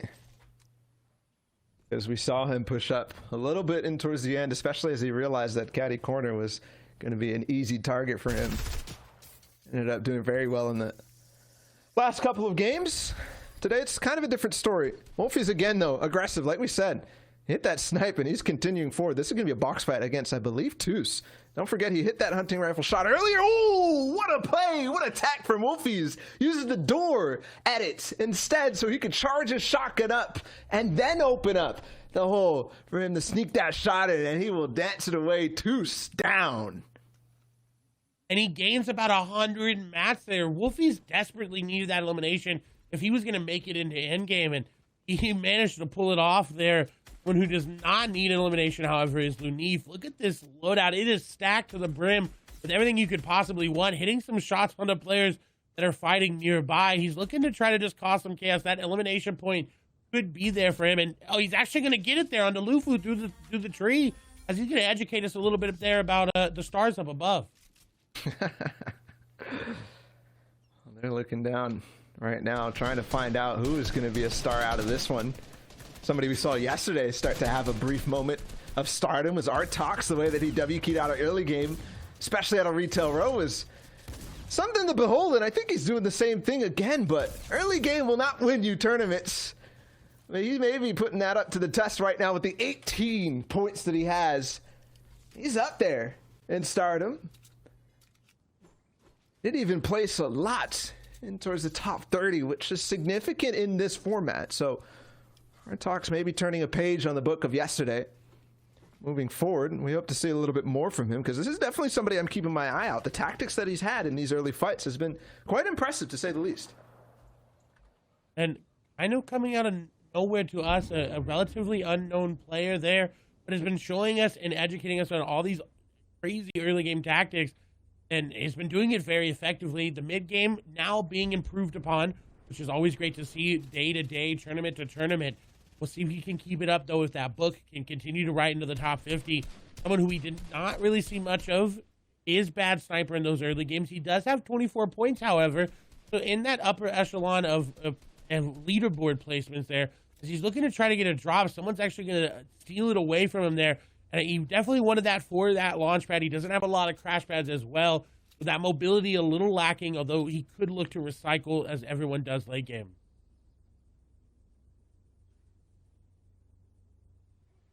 Don't forget Bad Sniper in second place right now. That's an opportunity to overtake Benji. It's only 3-point gap, so not that significant in this game 3. It could get wider, or who knows, the lead could shift. We'll have to get an update on Benji and his position in this game to figure out what's possible. What are the possibilities in front of us in this game? We just saw Marine, who had a good game 1, but... Oh, no, sorry. Good game 2 after surviving that off-spawn fight. Falling off spawn in the first one. We've seen him kind of pop up in towards the tail end of tournaments, especially in that DreamHack Online Open recently, which was like back-to-back string of elims, crazy things that we've seen in towards the end game. Not expected from Marine, but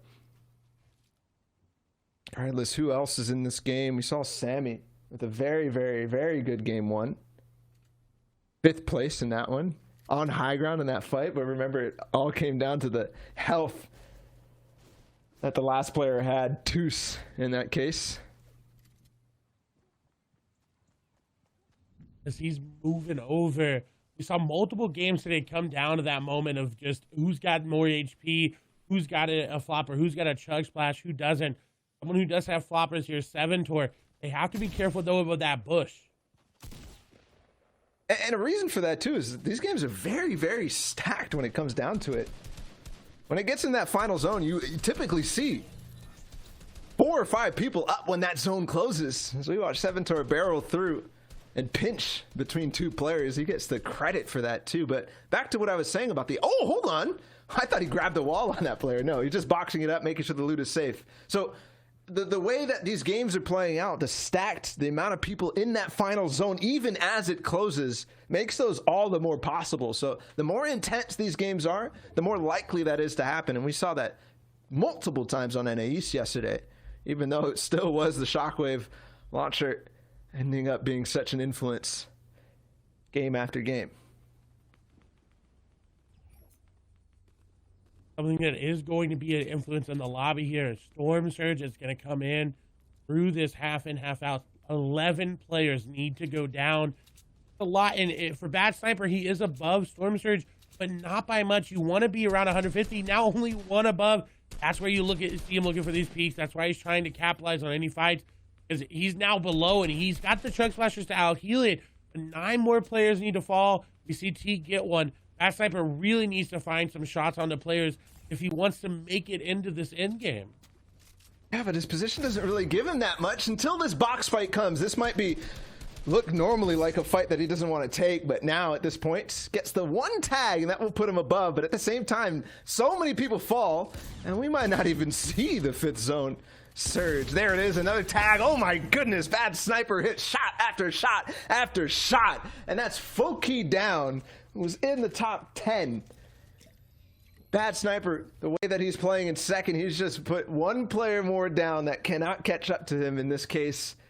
Still, really tied up with Benji at this point. There's Benji, a little bit of trouble for him as he has to heal up. And we're wondering now where the 5th zone is, because if he's healing before that rotation, that might be very, very difficult for Benji to actually reconcile in this. Actually is a little closer there, but there's a player on the other side of the wall, and he doesn't notice, and he's going to go down. So out in 53rd place, does not get any more placement, no more elim, so going to sit around 28 points. So if Bad Sniper is able to get more than 28 points, he will take the lead, as well as Carton, who picked up the dub. I have to wonder if that was a 4th zone rotate gone wrong. The situation he was in looked like had to heal as he made it in the zone, and then everybody there is paying attention to when you hear that cracked shield. And again, Benji falls before endgame, which hasn't happened yet today, but typically we see that being a big issue for him, making out an early game in those fights and then through mid-game, because he's just so good at finding these opportunities, but they do bite him in the butt time after time. Someone we haven't seen in endgame really yet is Chapix. He's been a very dominant force throughout Europe's history, but recently has not been where he wants to be. So solo's very, very good for him. We'll see if he's able to capitalize. He does have a player right below. He's looking to drop him on down. He knows he's on that cone. He is going to get it, and Flow is going to go down, and that's Caddy. That's the Caddy mythic loot right there. Oh my goodness, what a boon for Chapix.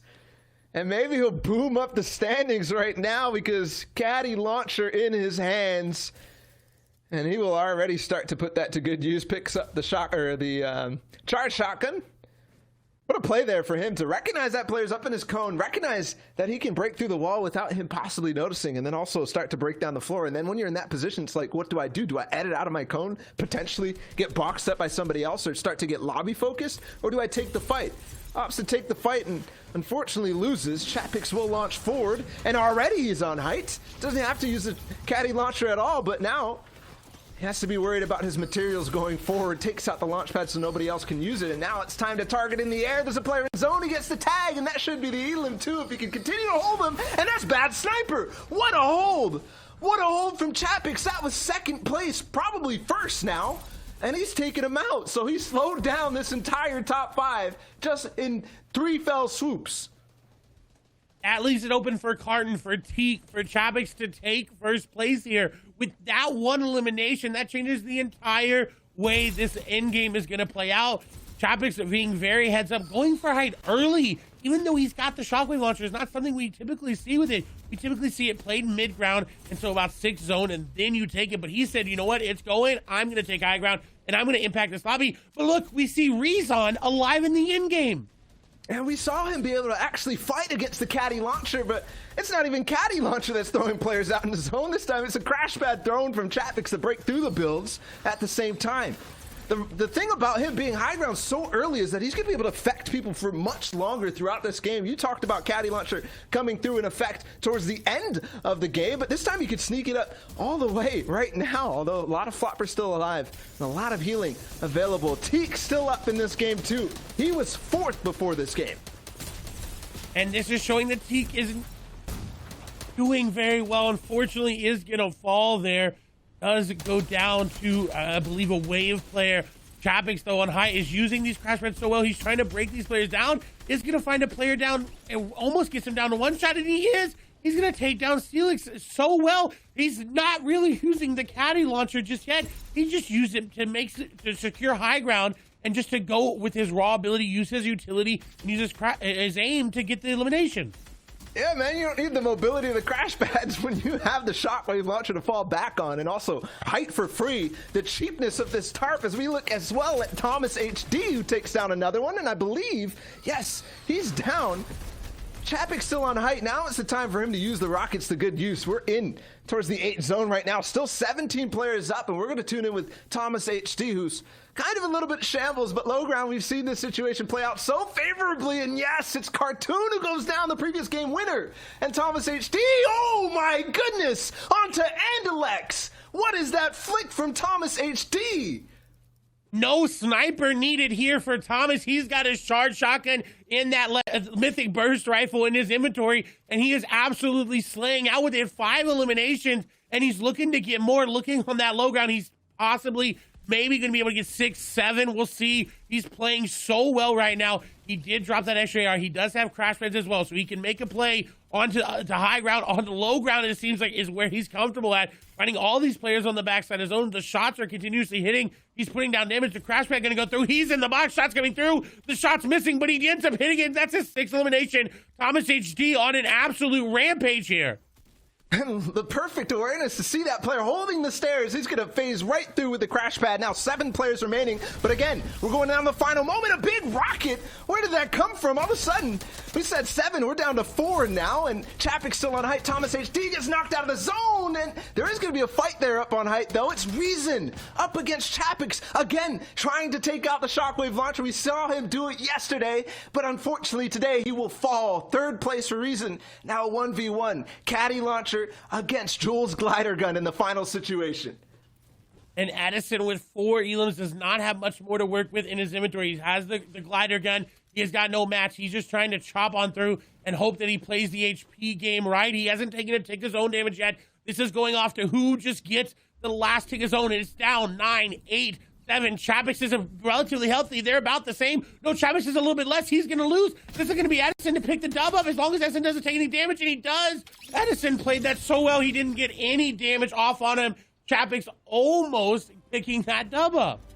Oh my goodness, so many different events unfold in that game. That will be hard to see how that affects the leaderboard, but for sure, we're going to see Chapek, so we're going to see Edison rise way up there, and to break it down, we are, of course, going to throw it back to the analyst desk. Zeke, it's all you. Thank you so much, guys. Great casting. What a wild game. There was so much action, so many layers to that end game. I did not anticipate, I actually didn't catch it till Clay said it, but the fact that Chapek's had less HP, so he's forced into a decision like, what do? I gotta try and chase this guy down. What a wonderful ending there. And, I mean, Sundown, that's spree from Thomas. I mean, yesterday, he placed 36, so he did qualify with 27 points, and today he's back to bring more heat. He brought the heat, and it was a fantastic little run that we were able to catch on. We're going to peek back into that a little bit later in the package. But honestly, Clay talked about it a little bit. He's known for being one of the best snipers in EU, if not the world. Just able to really ping people's heads there, but making it all happen with the Charge Shotgun, another precision-based weapon. Yeah, I mean, Thomas was all about mid-game prowess, but today we kind of just saw in that last game what happens when you let this man just unleash no-holds-barred end game. That being said, it was 2 sides of the coin because we saw a lot of eliminations, but also a lot of placement changes for people who weren't even near the top 50. So this leaderboard is going to be really different and is going to set up a bunch of storylines for the next game to come. I just got to applaud these players, man. They're making so many decisions and like so little time. Like, I legitimately wish we could slow down and like break down plays and kind of understand what happens. Zeke, not only can we slow down time here on the broadcast, we can freeze time completely. And that's exactly what we're going to do here, tuning in with Benji Fishy early on against Kha'Zix in the Storm, pausing in crucial moments when he has to make a 50-50 decision that's not inside a box fight, that's not wall-to-wall. Right now, he's a little bit far away from zone, less than 50 HP. Kha'Zix hot on his tail. We know what happens in these scenarios. Yes, he has floppers and he picks up a few more, but what do you do when there's a top player who was first at one point in round 2 and round 3 on the backside of your wall? Do you fight him? Do you push back to zone? Benji has options. He chooses the defensive technique to go to where he needs to be to keep playing his game. Breaks a wall and sees chug splashes. Now, reaching out over here, yes, you have a lot of mats, but it's risky. He lost track of Kha'Zix and where he could be on top of his box. He chooses to ignore those chug splashes and move forward to play and kind of cut off Kha'Zix. There's a campfire behind him. He knows he stays there, but now he has the option between floppers and bandages. Now, the floppers are fast, but they can also be used for late game. The bandages might be the right choice here, so he picks them up. The risk, though, that if he does get shot, those bandages are not going to be good enough to get him speedy recovery towards the top of his health pool and move on. Those floppers in his box are down now. He's on the back wall. He has to take time to drop these bandages. Yep, it was the wrong decision. Pick up the floppers, pop them. 10 HP he was almost down to. The zone is ticking for 1, so it's all okay. He leaves Kha'Zix back there because he built in front of him. He gets a free line all the way into Storm.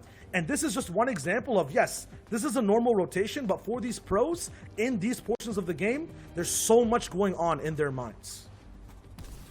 And now we're going to see what that full run looked like from Thomas. We hopped on board when he had 3 eliminations, but now we're going to see the first 2. That was Mongo getting picked up right away and then immediately right backwards. And you notice, just look at how quickly he has to make these decisions. The players drop down in front of him inside the box. He's constantly checking his angles, having to edit himself down, being aware of the stink, and just trying to find space. Now, we saw this on the broadcast. What his focus here is right now is just getting enough room to get away from people and look for picks. He's able to find one on Cartoon on the backside there. And this is kind of when we talk about the fast decision making plus reaction time. All of this mixes in, as well as with the practice and the ability to execute these set plays. Thomas clearly was watching our masterclass right there on the crash pads, using it to secure himself another top 5 finish. And again, we talk about decision making, opting to hide back in the storm, knowing he wants to hit the top 5 threshold, and then dropping down and swapping targets. If you notice there right at the very end, he switched over from the player on the right to select the one on the left, but unfortunately a little bit of a crash pad betrayal there at the end. But this just goes to show the number of decisions that these players are making at this point in time and how fast they have to do them, all while placing builds, editing builds, placing shots, making sure your cursor is in the exact same spot so when you do edit, you're ready to go. Or if you're Micho, you're just pre-firing all these corners and hoping somebody's walking into them. Yeah, you can slow down time, speed it up in endgame. Either way, there's so much more time to go for the games that are coming up. These are just 2 instances of what you can see when you're watching high-level Fortnite. Man, you'll love it. The breakdown is absolutely incredible. Speaking of time, we need some time. So do you. So let's get up, go find some water, come on back, and we'll see you guys for the last half of the FNCS here in EU. We'll see you guys in just 5.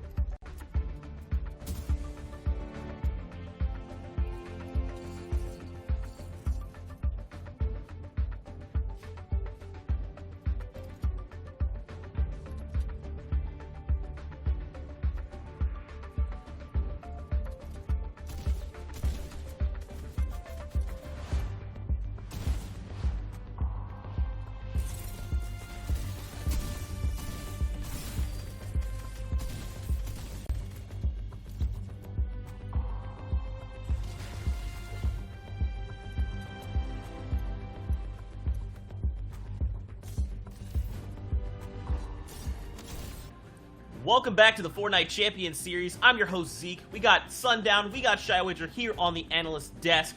We got games that are being prepared for us right now. The battle bus is already on its way over to the island. We're about to hop in. Gents, we only have 3 games left, so let's get ready to jump back into it. Bala. Clay? Bala Clay? Oh no, it's a Bala Clay! Oh, you forgot.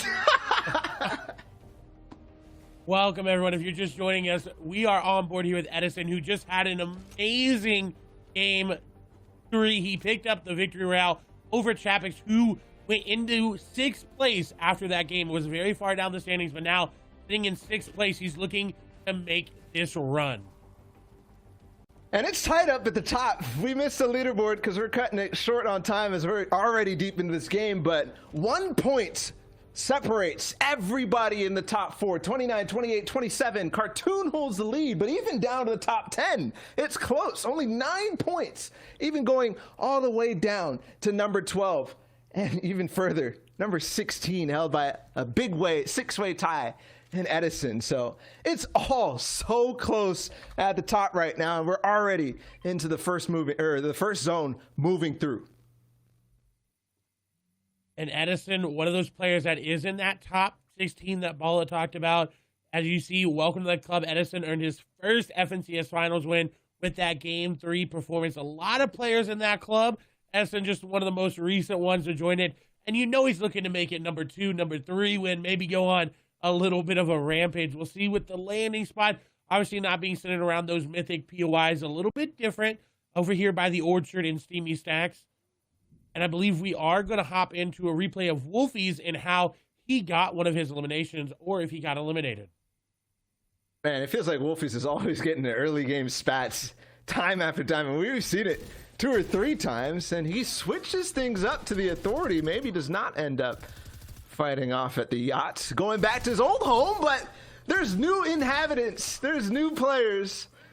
And it's going to be him taken out very early. Does not even get the Jules loot, but right back up to the yacht player. It's Mr. Savage, and he's already looking back towards somebody rotating out on top of this mountain. He wants to get involved. And I'm not surprised to see Savage over here. He wants to dominate the region all around, whether that be Craggy, whether it be Orchard, whether that be the yacht. He wants to get in these boxes. And look, he's prepping the walls. He's waiting for this player to move, and he's more likely going to immediately crash pad in on the diagonal. But the 4 not there, so he wasn't able to get in. He does make a little misplay, but that player's still on the fence. He's trying to look for it. A third party has entered the equation, so he's got to be careful. You know what's crazy about Mr. Savage is that a mistake right there, not placing a floor before using the crash pad, will be literally fixed in instance. The next time he goes on that diagonal, he's going to definitely place that floor if it's not there already. Continue to try to get in. This seems to be his entire game plan today, not really focused on endgame whatsoever, besides the very, very first one where he had some success actually doing this W key. And here we go, a nice 360 spin, trades a little bit more damage, and he does have Chug Splash again. And Minis to get right back into fighting chances. And this is really good for Savage because he gives him this type of engagement that he normally won't get from Arena, from scrims, from other types of the FNCS as he picks that elimination up. Because if this happens in the finals or the Heath, if he gets W-keyed, he's going to need to know how to defend, how to push it back. And there's no better practice like what you're seeing now. As there is a third party coming in, he's probably going to have to defend against this. And this is the worst case scenario for a lot of players in that finals FNCS moment. But Savage is operating very well. And one of the reasons why this is a very dangerous fight for anybody besides Mr. Savage, who apparently does not care whatsoever about what the format says he should be doing, because it's placement heavy. It's top placement heavy. You have to be placing up in that top 10 if you're getting the majority of the placement points. I think even like more than half are available in that top 10. When we switch places, though, Savage will not care whatsoever about the third party coming off that hill. And he will chase down another player. Here we go. Fire shotgun on the other side. Start getting the wall. Box fight action. Box to box. Resetting that every time. Oh, he switches it up. He makes it look like he's going to go for the wall with the pickaxe, but instead the quick swap to the crash pad to get in. And one more time, we'll probably do it. One more time, we'll probably force the 50-50. Ooh, what a stare flip. Knows that the edit is coming, and the reactions from Savage are too much. Way too much for Zanmi to handle. 2 elims for Savage, and he's on another one. And Edison is here to third party, but Savage is just so smart right now. He's playing so well, showing us things that we did not know that were possible. That bait on the pickaxe, like Bala said, he knew. He set that diagonal up. We all knew he was going for the crash pad, but that player had that wall edited, so he couldn't go in right away. If he did, he would have taken a big charge to the faces. Lakesy gonna pick up a nice snipe there as well. A lot of players getting these snipes, a lot of players making those crash pad plays, but none of them like Savage.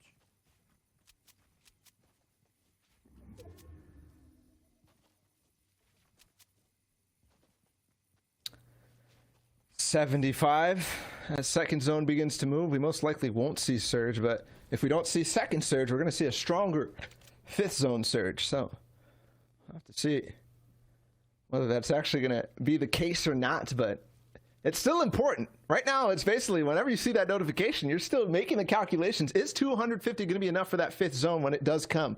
Flakesy obviously got the snipe. He has that in his inventory. Tools for Surge are very important. But almost more important is where you stand on the leaderboard. Snazy started to rise up, and that was definitely one of the breakout players after DreamHack, placing very highly on EU, placing 4th, and then even off ping across the water, across the ocean, placing 6th on NA East. But so far, not today. Here's another snipe from Letwick onto Snipe himself. Letwick will collect. Letwick, you talk about place on the leaderboard, was 99th place coming into this game, had not been playing well, but this is the back half. There's 3 games to turn around, and like we talked about at the very beginning, the top of the leaderboard is very tight. All it takes for Letwick is 2 good games with good amount of eliminations and great placement from him, and he could shoot back up to the top of the leaderboard. We've seen this name time and time and again at the top, and so he's definitely able to do it. The question is he going to get too aggressive looking for these eliminations, and will he go out too early because of that? Did get a win yesterday, but only placed 19th, even with that win. Of course, things can happen. Right now, standing definitely far out, only 4 points, but he plays second in the semifinals going into this, so I'm surprised to still see him so low. He had a legendary run in the final week of FNCS Duos. His partner Kiriachi breaking all sorts of records. Today, unfortunately, 4 points. Might be one of the smallest starts for him in any tournament.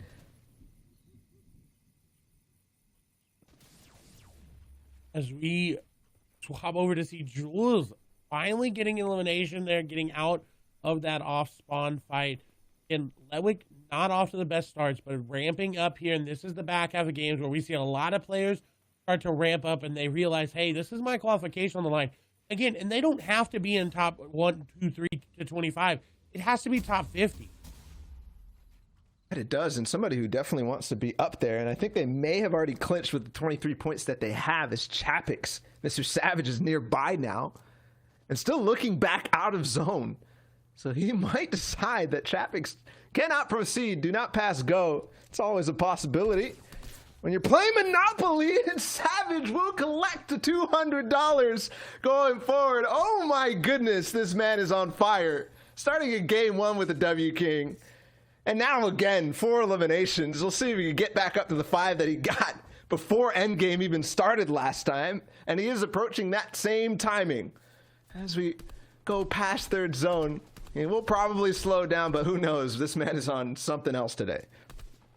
And there's no better way to secure your run to the top than take out the players that are there that are holding you. And Thomas HD, unfortunately, is going to fall there to Vortex very early in this game.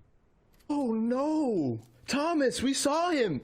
We even had a breakdown package on him after we saw the freeze frame from Benji Fishy. He rose up to 10th place. He was only 9 points shy of first before this, but falling there will leave him. And the crazy thing about Thomas is that last game, he had 7 eliminations, which is such a rare feat in finals games. So unfortunate to see him fall once again. Now with Teak, we hope that the same fate does not arrive with him. On the edge of this third zone, there's 5 players right on top of him now. And if he edits in the wrong direction, that could be the signal for one thing to go wrong.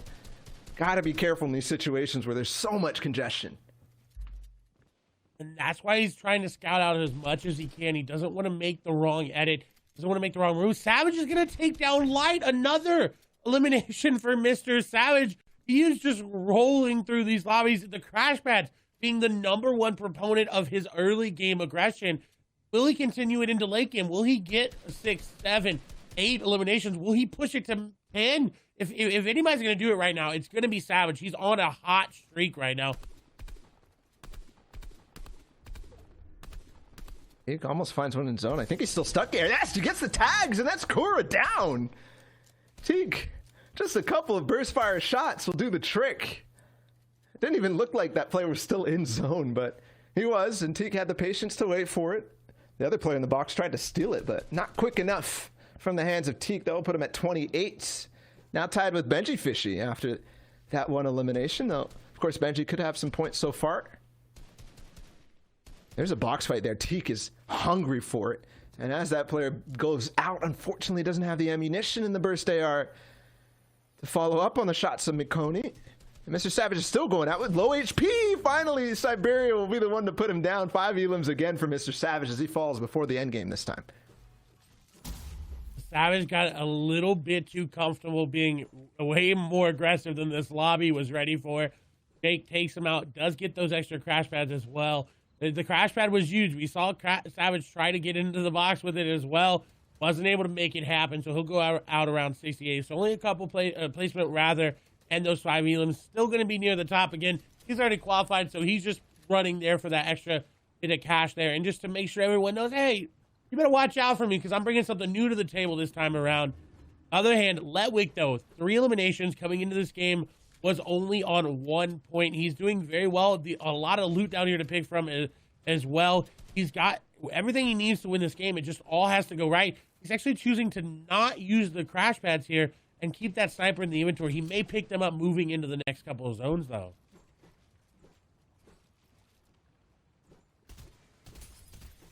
Five players up. The surge actually maybe not going to have an impact. Possibly because of Savage himself taking on half the necessary alone. He said Letwick has a lot to work with down below and up above in his hands.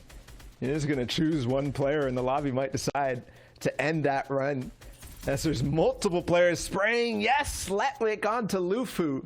And that's the difficulty, man. Sometimes you're the chosen one, but most of the time it's because not only do you put yourself in a poor position in respect to everybody else with the sightlines, but also you get a little too greedy.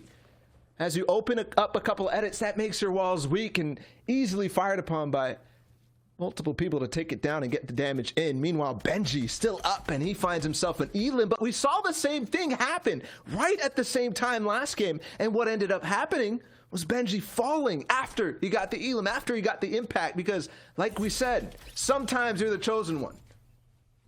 And Noah Riley finding these people to choose and eliminate 4 elims now before this half and half came out. He's looking really good. He's not making the same play as Savage is, but nearly getting the same amount of elimination. So he's more than likely going to keep this momentum in the end game and have a very strong performance there. But we'll keep our eyes on them as Flaky trying to make a rotation into zone with that crash pad. As Shio said it, this might be one of the most impactful games ahead of us in game number 4. I just saw Bad Sniper live. I saw Snazy. I saw Teak earlier. Cartoon could still be in this. All of these guys are within 5 points of each other for first place. So let that sink in for a second. This game right here might be finally when we start to increase that gap. But if they all start to push up towards the top 10, it could still be close after this game. We'll have to just see. Someone who wants to get into that top 10, though, is Flaky. He was on the cusp there coming in this game, was near it. Only about 10 points away from it. got the tools to do it. Moraine in this lobby as well. Rezon up there on the high ground. Right below is Benji Fishy. Sammy is there. All these big names that are near the top are here. Kezix is there as well, as we get some nice POVs just to see who is alive in this lobby and show you everybody and where they are. Flakesey's got a lot of players right below him, and that's going to cause a little bit of issues because he only have one crash pad left for this rotation.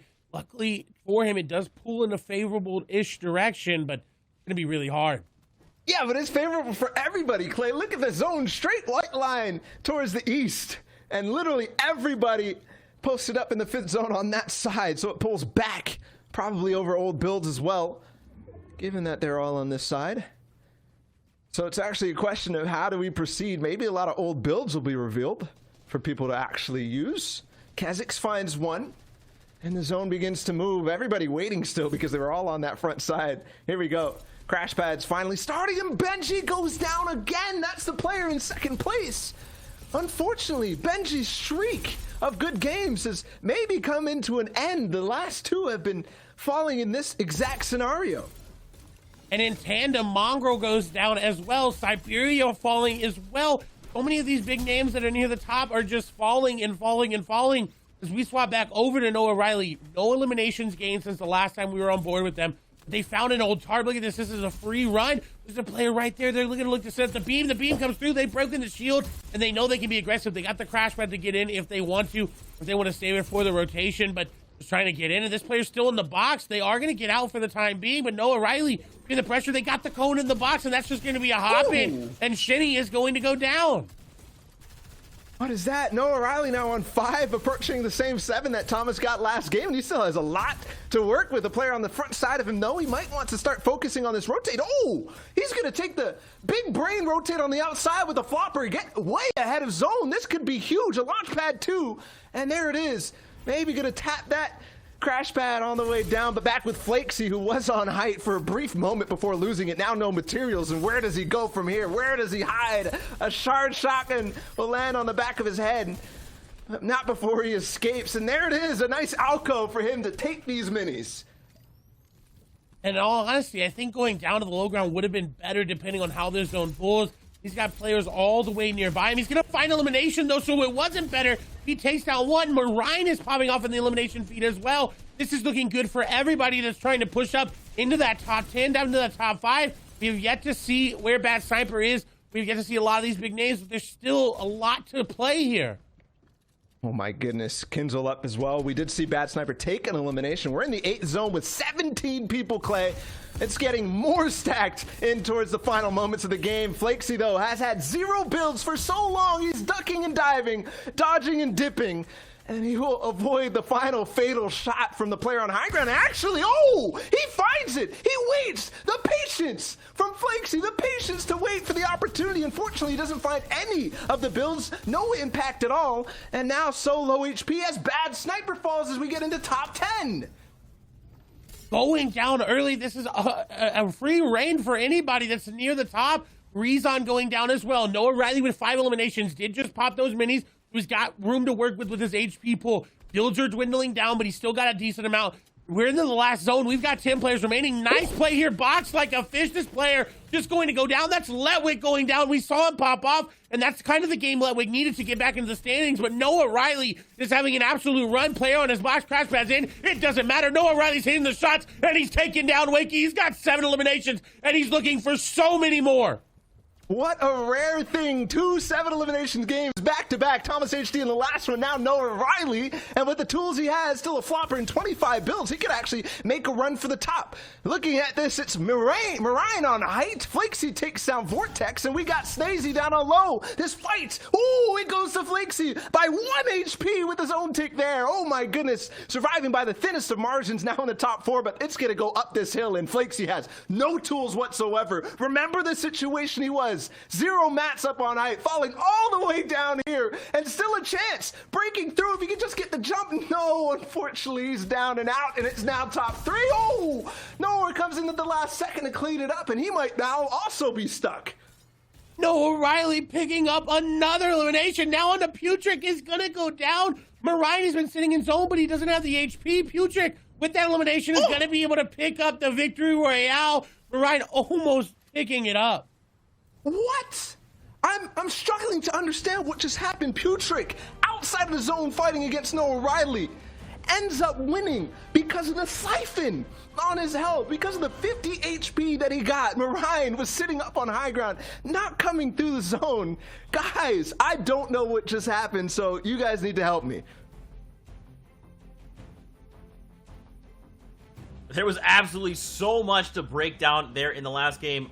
Quick shout out to Noah Riley. Yesterday was 84th, and now in this game places second. This could potentially be a qualifying run for him now, but Putrick in that last moment, Sundown, Old Man Mountain every time claims their toll, and that's exactly what we just witnessed. I think it's always one of the more interesting moments when the players realize it's like, I actually don't have the resources to stay in the zone, and I have to go find fights, and I have to find siphons, because you get so many quick exchanges of shots and very minimal actual building, and when it is, it's just quick edits and people trying to get whatever siphon they can to just stay in the match and not tick out. Yeah, like you break past your ultimate barrier, you do things that you never thought would be possible, and that's just how you get better when you get to that point of the game. It's just cool to see the great get even better. That's right. Well, guys, that was an amazing game. Now, today, we've done a lot of learning in the School of Fortnite, okay? But now, we've got a safari plan. We're going on a field trip through Europe. So for now, I'm going to turn it over to my guides. Take it away. Welcome. My name's Shio, the Flopper Hunter. I'm joined by Sundown here, the Build Spotter, and we're taking you through a big safari of epic proportions. Yes, and we talk about the safari of epic proportions, and we're going to hop on board here with Mr. Savage, the clear apex predator in the EU region, and just how he's able to run down his wounded opponents over and over again. You can see not giving them even the remote room to breathe and catch their breath, just like a lion on the hunt after them over and over again, utilizing everything in his inventory, making sure he can keep them within his grasp, but never quite really giving them an opportunity to put him under pressure. You can see they're never quite trading shots back out with our great hunter. What a silent hunter he is. Onyx has no idea, Zoni, where Savage could actually strike from box to box. Doesn't matter. Savage is next to you. What will you do? There's no chance in survival. A crash pad makes your dreams crash and burn. As Zoni is now panicking, still can't keep track of Savage. Where is he? Where is this man in the wild? It's only early game. We're not even in the deeps of the jungle. He's still box to box. Zoni, how are you doing this? When will this fight end? We don't know. All we do know is that Savage claims his prey. He gets his victims.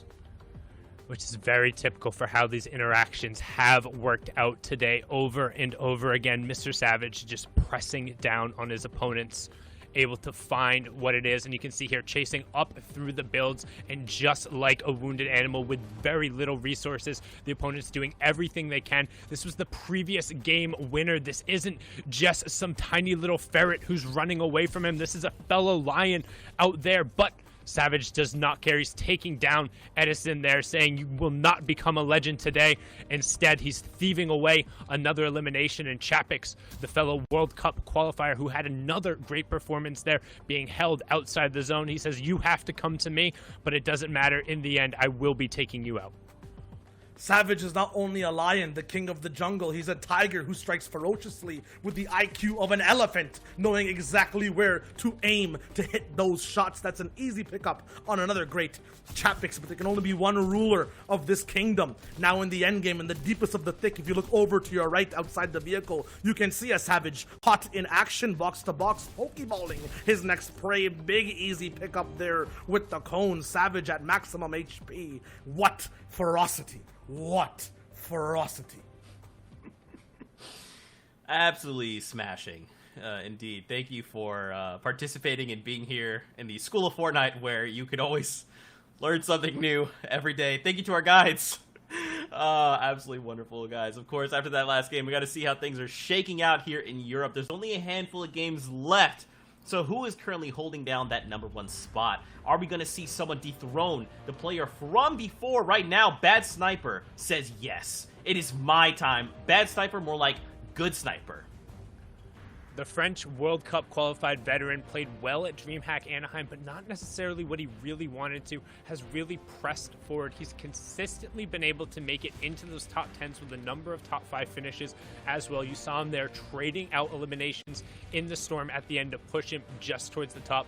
As we switch on over to the next page, Noah Riley with the huge 8 elimination in second place, rocketing him all the way up to 11th. You see Godsense Wakey also just behind him with 26 points, losing out on the tiebreakers there. Seventor, Time, Chapix, Nyantha, Lenouf, Putrik, and Thomas HC. So a lot of familiar names in that top 20 right now.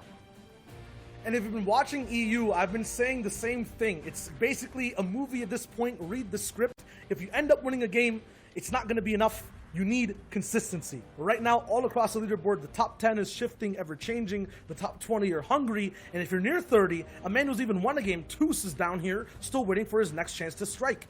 It's ties all across the board, Zeke. And this could be the closest we've ever seen an FNCS qualifier go for the top spot. That's right, and we're seeing a lot of these names, right? Savage already qualified, Link already qualified, so these guys are back. You got Light up in here. I believe that might be Forrest.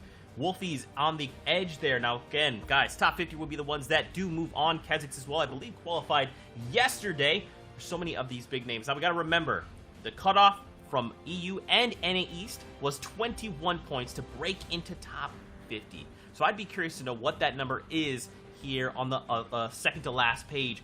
14 points is our current number. I feel like we're on track, boys. We still have 2 games left to go. Mathematically, Zeke, we're exactly on track because we are 2/3 of the way through, and 7 times 3 is 21. So I can't math hard. I know numbers are difficult there. You see, Labetti. It's all good. Yeah, I got you, Shadow. Take it away. All right, awesome. Well, Labetti is one person to keep track of, but right here we have Lecce, who's for the first time, I believe, in these round 3 standings, in these round 3 stages of the competition for Europe. He's trying to get past 50th. He's stuck at 51st. And yes, you say it's 14, 13 points. We know as you get to game 5 and 6, these points start to ramp up crazily. It doesn't stay the same of a 2-point, push every single game. It goes and pushes past 5 points. We were at 21, I believe, yesterday, and today I think it's going to be even higher. Man, right on the edge. Letwick as well. With 2 games left to go, can they pull something together and pull themselves into that top 50 range? I mean, for all these guys at the top, it's all about those incremental bumps. Can we get closer to first? Can we try and rack up as much prize money? And for some of them, they're already like, we qualified, so let's make the money if we can. But guys, with that, we're getting ready to hop in game number 5 of the Fortnite Champions Series. Ball TW, Clay Staling. Take it away, gentlemen. 5, and there's 2 more left, but there's so many people in contention for this top spot. It's tight again here in Europe. I'm Ballage W. I got Clay Staling with me. Clay, the top of the leaderboard is within 4 points, but after that, it's 1 point gap between pretty much everybody, including Flakesy in 8th right now. This is probably the closest we've seen it going into the final couple of games in the FNCS qualifiers. It is absolutely insane that Europe has been able to keep the games this stacked and this close, with the amount of points being 2 eliminations, a couple placement points, just staying alive into half in, half out. Flakesy looks to do that, looks to move up. He, again, I believe was 7th place, so he's got room to move up. But there's so many people doing the exact same thing. I mean, game after game, yes, sometimes there's players who fall, but right back they strike. Unfortunately, Benji has fallen all the way down to 6 with just that 1-2 falling off through mid-game. But Flakesy in a fight here. And this is quickly happening for him. Things could go south drastically. Yes, he gets beamed down to 27 now. And our 7th or 8th place player might actually end up falling before he can have a chance to really get started on this. He spent pretty much all the bills that he has in metal. Already switching down now to brick. Almost gets that last one. Still chasing from down below. This player is hungry for this Elam. Flakesy's gonna need to make a very big charge shot here. This player just pushing through there in the box, and Flakesy tries to make the edit, but is just gonna fall. Michael with only 3 points is making plays on the players that really needed to stay alive in this game. With 1 more game to go, Flakesy wants to get into that top echelon of players to the top of the top. As we swap over to a fight between Artux and Wolfies, who have been changing up their drops just a little bit. Artox was over at Retail Row. Now all of a sudden at Craggy Cliffs. Wolfies has been Yacht, has been Craggy, has been eliminated by Artox, and he's going to go down early yet again. Oh my goodness. 2 players now back-to-back get eliminated. Artox seems to continue his strength over somebody who used to be in his position. Wolfie's not having any luck in this early game. He really can't find his footing in the drop spots. In all, like FNCS Duos, you remember playing at the agency with Lecce and then going back-to-back, switching drop spots many times. But this fight with Artox is finally looking sour for him, but pop the pepper. Maybe pick the Piper as he goes right onto height as well to get the heals off, but the chug splashes are right back into it, and there's also crash pads too. So, oh, what a quick edit, and also placing the wall to make sure that that shot can't come in with the crash pad play that the player down below made, and he flies off. But same as Artox, he follows up, and it's Kha'Zix who's been struggling to find footing after the couple of nice plays he had early. This time, Artox again will survive against some of the best players, and here's another one. And both of those players are relatively close in points, 18 to 21. But it's Savage coming in, who's around on 20 points, who's looking to just keep dominating everything. And we saw this fight already. Artox had a fight in game 2 against Mr. Savage. He's the first one to put down the W key rain. But this time, look at the HP difference. Artox will pop a shield potion just briefly as Mr. Savage accidentally cones himself, so he has to take the other right shoulder peek angle that's available to him. But Artox with 150 HP. Savage still has crash pads in his inventory. This is going to be so difficult if Savage turns up and goes right back onto another Safari.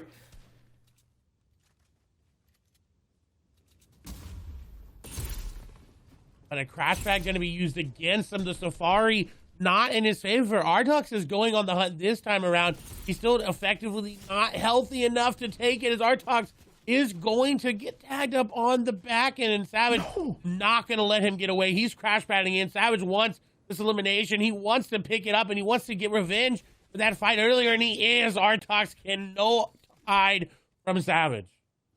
Oh, man.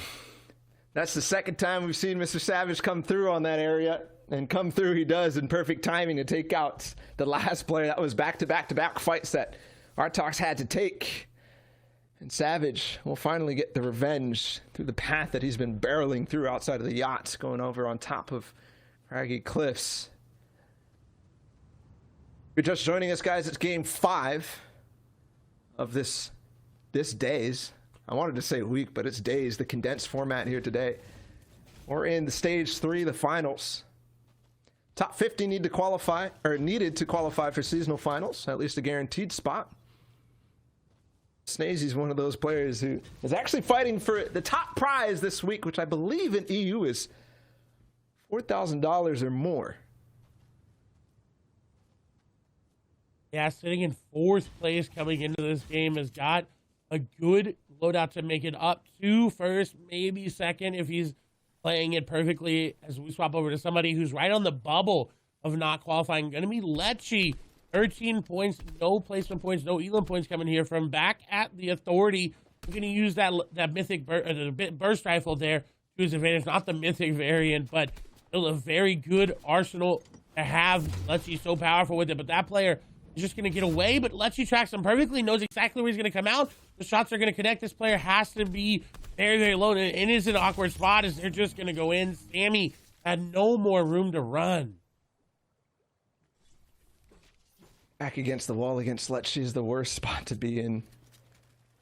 He will end up grabbing that wall. He will end up getting a fantastic peek on you and take trades that are so favorable. In the meantime, I'm super interested. I haven't seen any of the big names at the top of the leaderboard fall just yet. I mean, there's so many of them that it's hard to keep track of, but I am keeping my eyes peeled on that top left because the importance of even one of these guys falling, given that there's so many who could rise up in just a single game. Again, the gap is only 4 for a bad sniper to hold on to in this one. That is way too close for some of these players to be feeling comfortable right now. 7-Tor, one of those players as well. 26 points, I believe, was sitting at 14th place. The shots come through. We've seen this fight happen time and time and again at this exact same house. It happens every single game, it feels like. the crash pad being used, not able to get in. It's just kind of breaking the wall so he knows where he is. And Edis come out, this player trying to crash pad away. Seventor is going to get some tags onto this player. The continued disengage. He does have floppers, so he's not worried about the storm. He's not worried about taking that much damage because he can heal it back up, but really wants to pick this elimination up. It's crazy the speed of tracking that Seventor has, even though there's zone and even though there's the builds in front of him. Realized that the player wasn't going up on height and still tried to change directions to hit that. Loves the edits a couple times, but he's been favorable in these trades. He's wasted a lot of the chug splashes on the other side. There's the cone to block and maybe edit through, but no, it gets blocked in return, and Seventor has to box up again, making sure not to go all the way too high. But on the other side, looks like they're starting to play a little caution to the winds.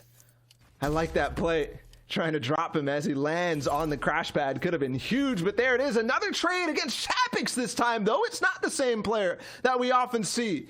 Chapix cleaned this fight up, if I remember correctly, in the earlier games.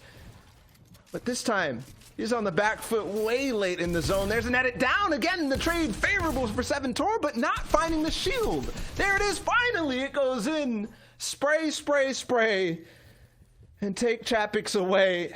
2 elims for Seventor, so he did win that spot, that same fight that you were talking about, Clay. That is number 14 fighting number 16 in the leaderboard, and Seventor comes out on top. Someone who did not come out on top, however, was Savage. He just got eliminated, so he is out early yet again. As already qualified, he's just trying to W key and play as aggressive as he can to get those in his realm of possibility, maybe for the finals.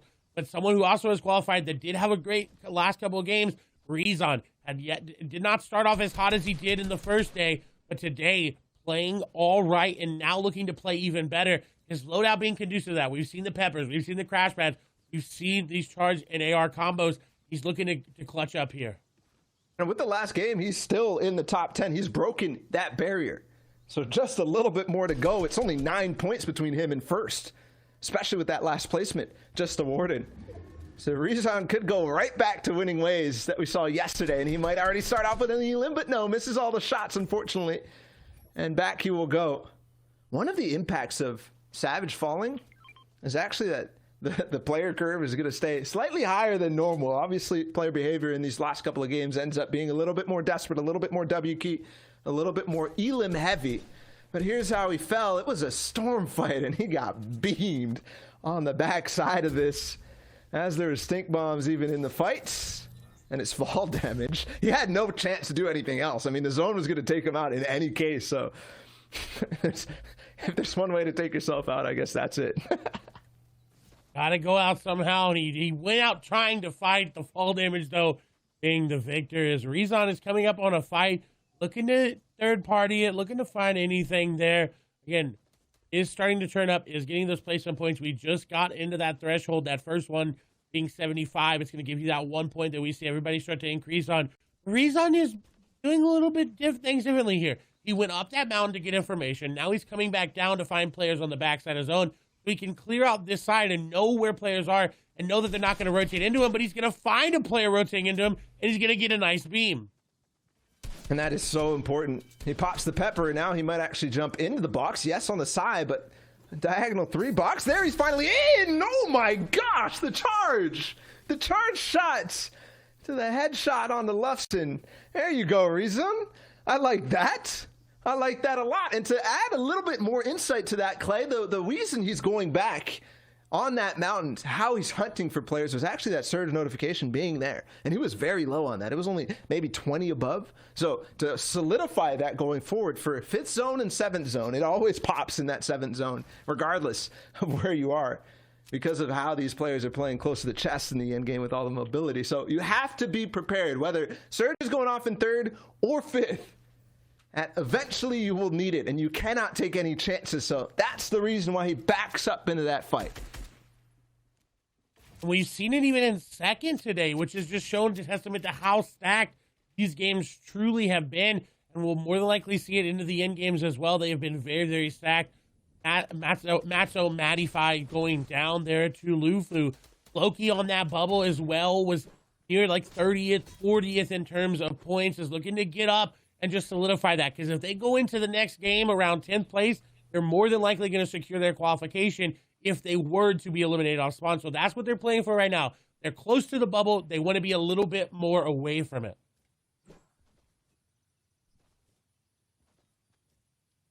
Pretty good series points too for anybody who made the finals twice so far. We can expect them to probably do it again next weekend, and that definitely should clinch it for you. So not that much pressure for players who are making it in at this point.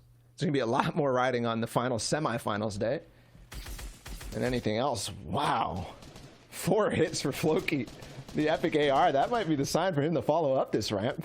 As long as he can track the player, it might be potential for an Elim, or he might opt to just base up down below, especially once he sees the congestion. But he's getting sprayed on the backside. He might be able to take the wall. Yes, he does. And attack shots. It's white damage. He gets the snare too, but might give up the Elim. As that might be Benji on the backside. I see the skin. And then all of a sudden, this is looking terrible on all sides. It's Milan who falls. Floki with the beams. He will be able to close that out, even with a third party entering in the fray. It wasn't Benji. Airkin being nearby, but that skin has a lot of pressure on players. If they see it, they know it's got to be Benji or someone trying to have it on there just so they have that pressure. If you see that skin, you got to be careful, and that's exactly what Floki wanted to do. Noah Riley is nearby as well. And his 8 Elim game last time, I was going to talk about Thomas HD's 7 Elim in the last game, but Noah Riley topped that. And to add context to this, 0.1% of all the finals game played over all weekly finals, over all grand finals, that's only happened 0.1%. That is a small number, guys. Like, that is a very small number. That is 1 out of 1,000.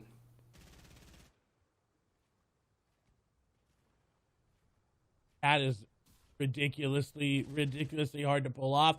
But he could do it again here. He's already got 2 Elims. There's still a lot of players to go. He's got in-game loot. He's got the crash pads, the floppers, which we saw him do very well and expertly before. If zone pulls a little bit to the south, it'll be great here for him, and it does. He just barely has to walk in. Noah has got a lot of opportunities on the backside, back towards Salty Springs, down below the Authority, to pick up more and more Elims. What are these zone pulls? It feels like a lot of quiet right now. Andalex is actually in zone on this box fight against Seventor. Might be over, but there's been so much. Yes, it is. Andalex gets the fight. Seventor, we know it was pretty much shambles for him after taking out Chapix and both of those fights on the side of that Misty Meadows mountain. So difficult, but the position that Andalex had very close to the edge of zone right now is definitely hurting him so much. But he does get a couple of metal builds through, and he's going to get a couple more too. That should hopefully stop the spray as he gets into another box. Yes. Got to be careful though, still on the edge of zone. He needs to find himself more space and also break the line of sight from that one player. You saw him duck back really quickly there for an opportunity to maybe fire back, and that would certainly stop that player from firing up. And Andalex survives in a situation that many players do not, for now. And it's not uncommon to see Andalex do that. He's a very smart solo player, one of the probably the best European players among the greats. You'd put him in that top 5, top 10 category. But we just have not seen that gameplay from him here today or yesterday. Well, he's got to make a play to move himself up into securing that qualification, as we do see Benji Fishy take down Marcotte. A big elimination as we swap over to see what loot he's going to be able to get from it. The minis are great. The extra big shield is great as well. Benji's sitting up very well. All these extra mats in zone as well. He's looking to put on another run. I don't want to jinx it, but every time we tune in with Benji, as we approach this time, it's always this timing. He always finds an Elim right now. But what ends up happening is he puts himself in a really rough situation as 5th zone reveals, so especially if he doesn't catch it. There's a player with a compact SMG making his day a little bit worse, but he'll be able to defend against him, and I think he's staved off that timing window where he ends up falling time and time again. Now, if he's in endgame, he will be activated, and there's potential for him to overtake against the leaders right now, which are Bad Sniper, Cartoon, Snazy, and Freeze. Luckily, didn't put himself in that bad of a situation this time around. He got out. Now he's hiding in his cone waiting.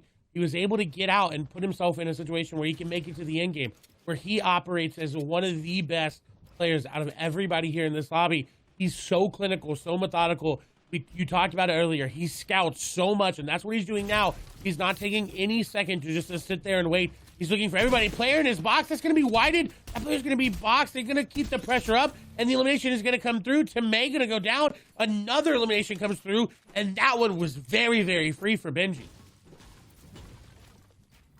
He was, but the speed of what she did that was certainly impressive. He almost misses crash pad twice. Okay, well, he still has a long way to go. It's about a half distance zone for him, starting in one of the corners, and zone is now moving. So with the crash pads, he's gonna have to spend a couple. I think he was hoping to not get more. Oh, through the air! What is that, Benji? A flying Elim on the knobs, and he also boxes up the loot. Is that fifth zone, though, or does he have to go a little bit further? Yes, a little bit further, but not too far. And on the backside of that, still more room to work with, but there are threats. Marine still up. Snazy still up. Siberia, who did start to push up a little bit now, 26 points with his last game.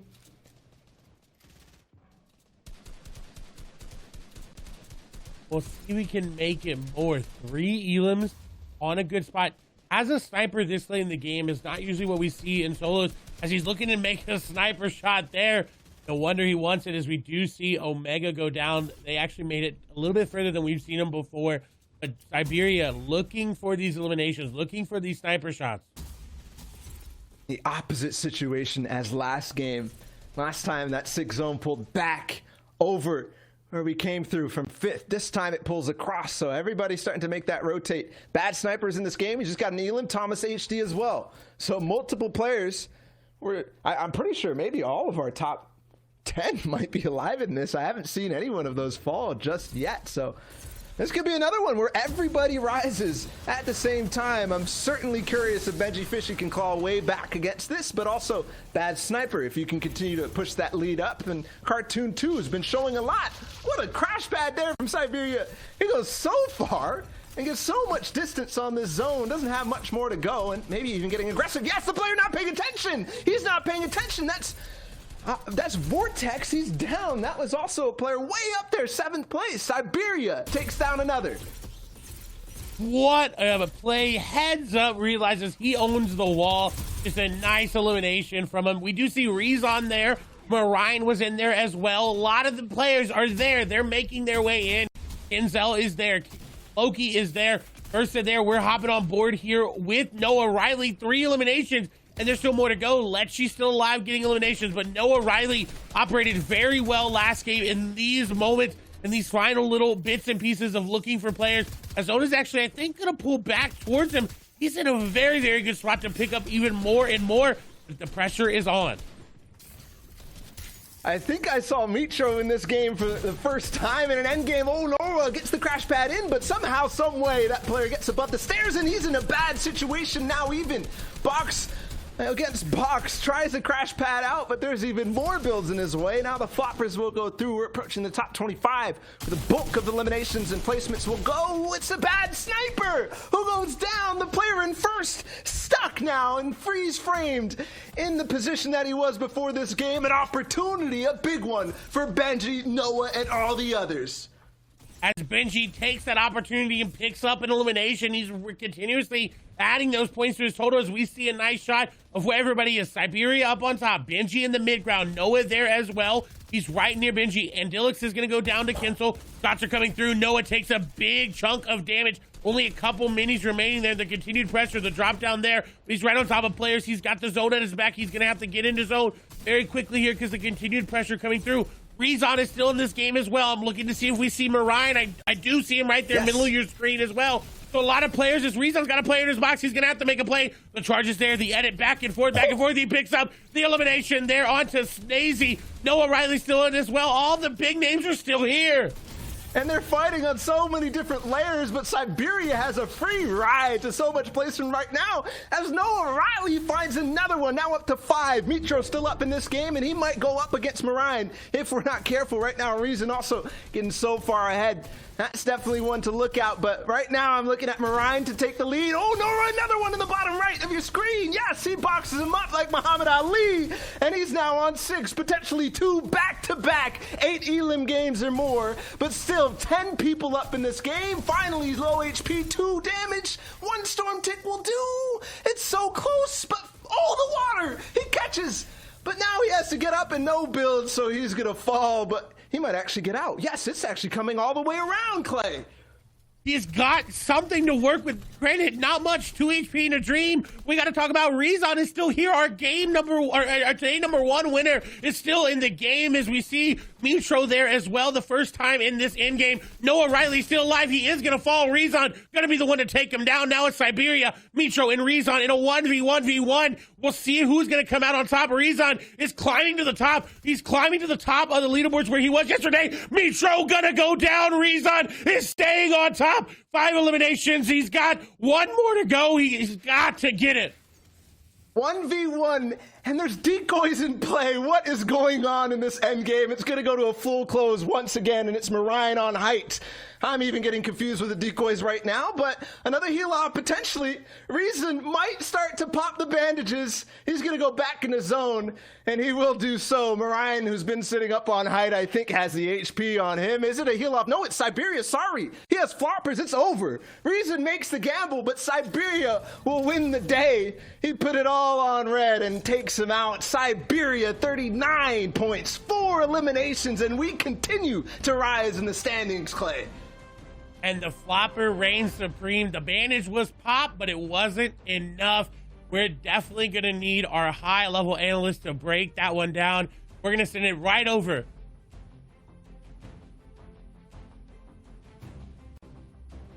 Thank you guys so much. As always, great cast on the day. Dudes, game number 5 did not disappoint. It's so wild that the end game there went to the heal off. Unfortunately, though, for Reason, he didn't have the floppers, but Siberia did, and that was the difference maker. I like the heads-up play. He kind of already had committed with the bandages in kind of the inventory. He was like, I have to do this. I don't really have another choice. If they had been floppers, it might have gone a little bit differently. But still, great game. What'd you think, Sundown?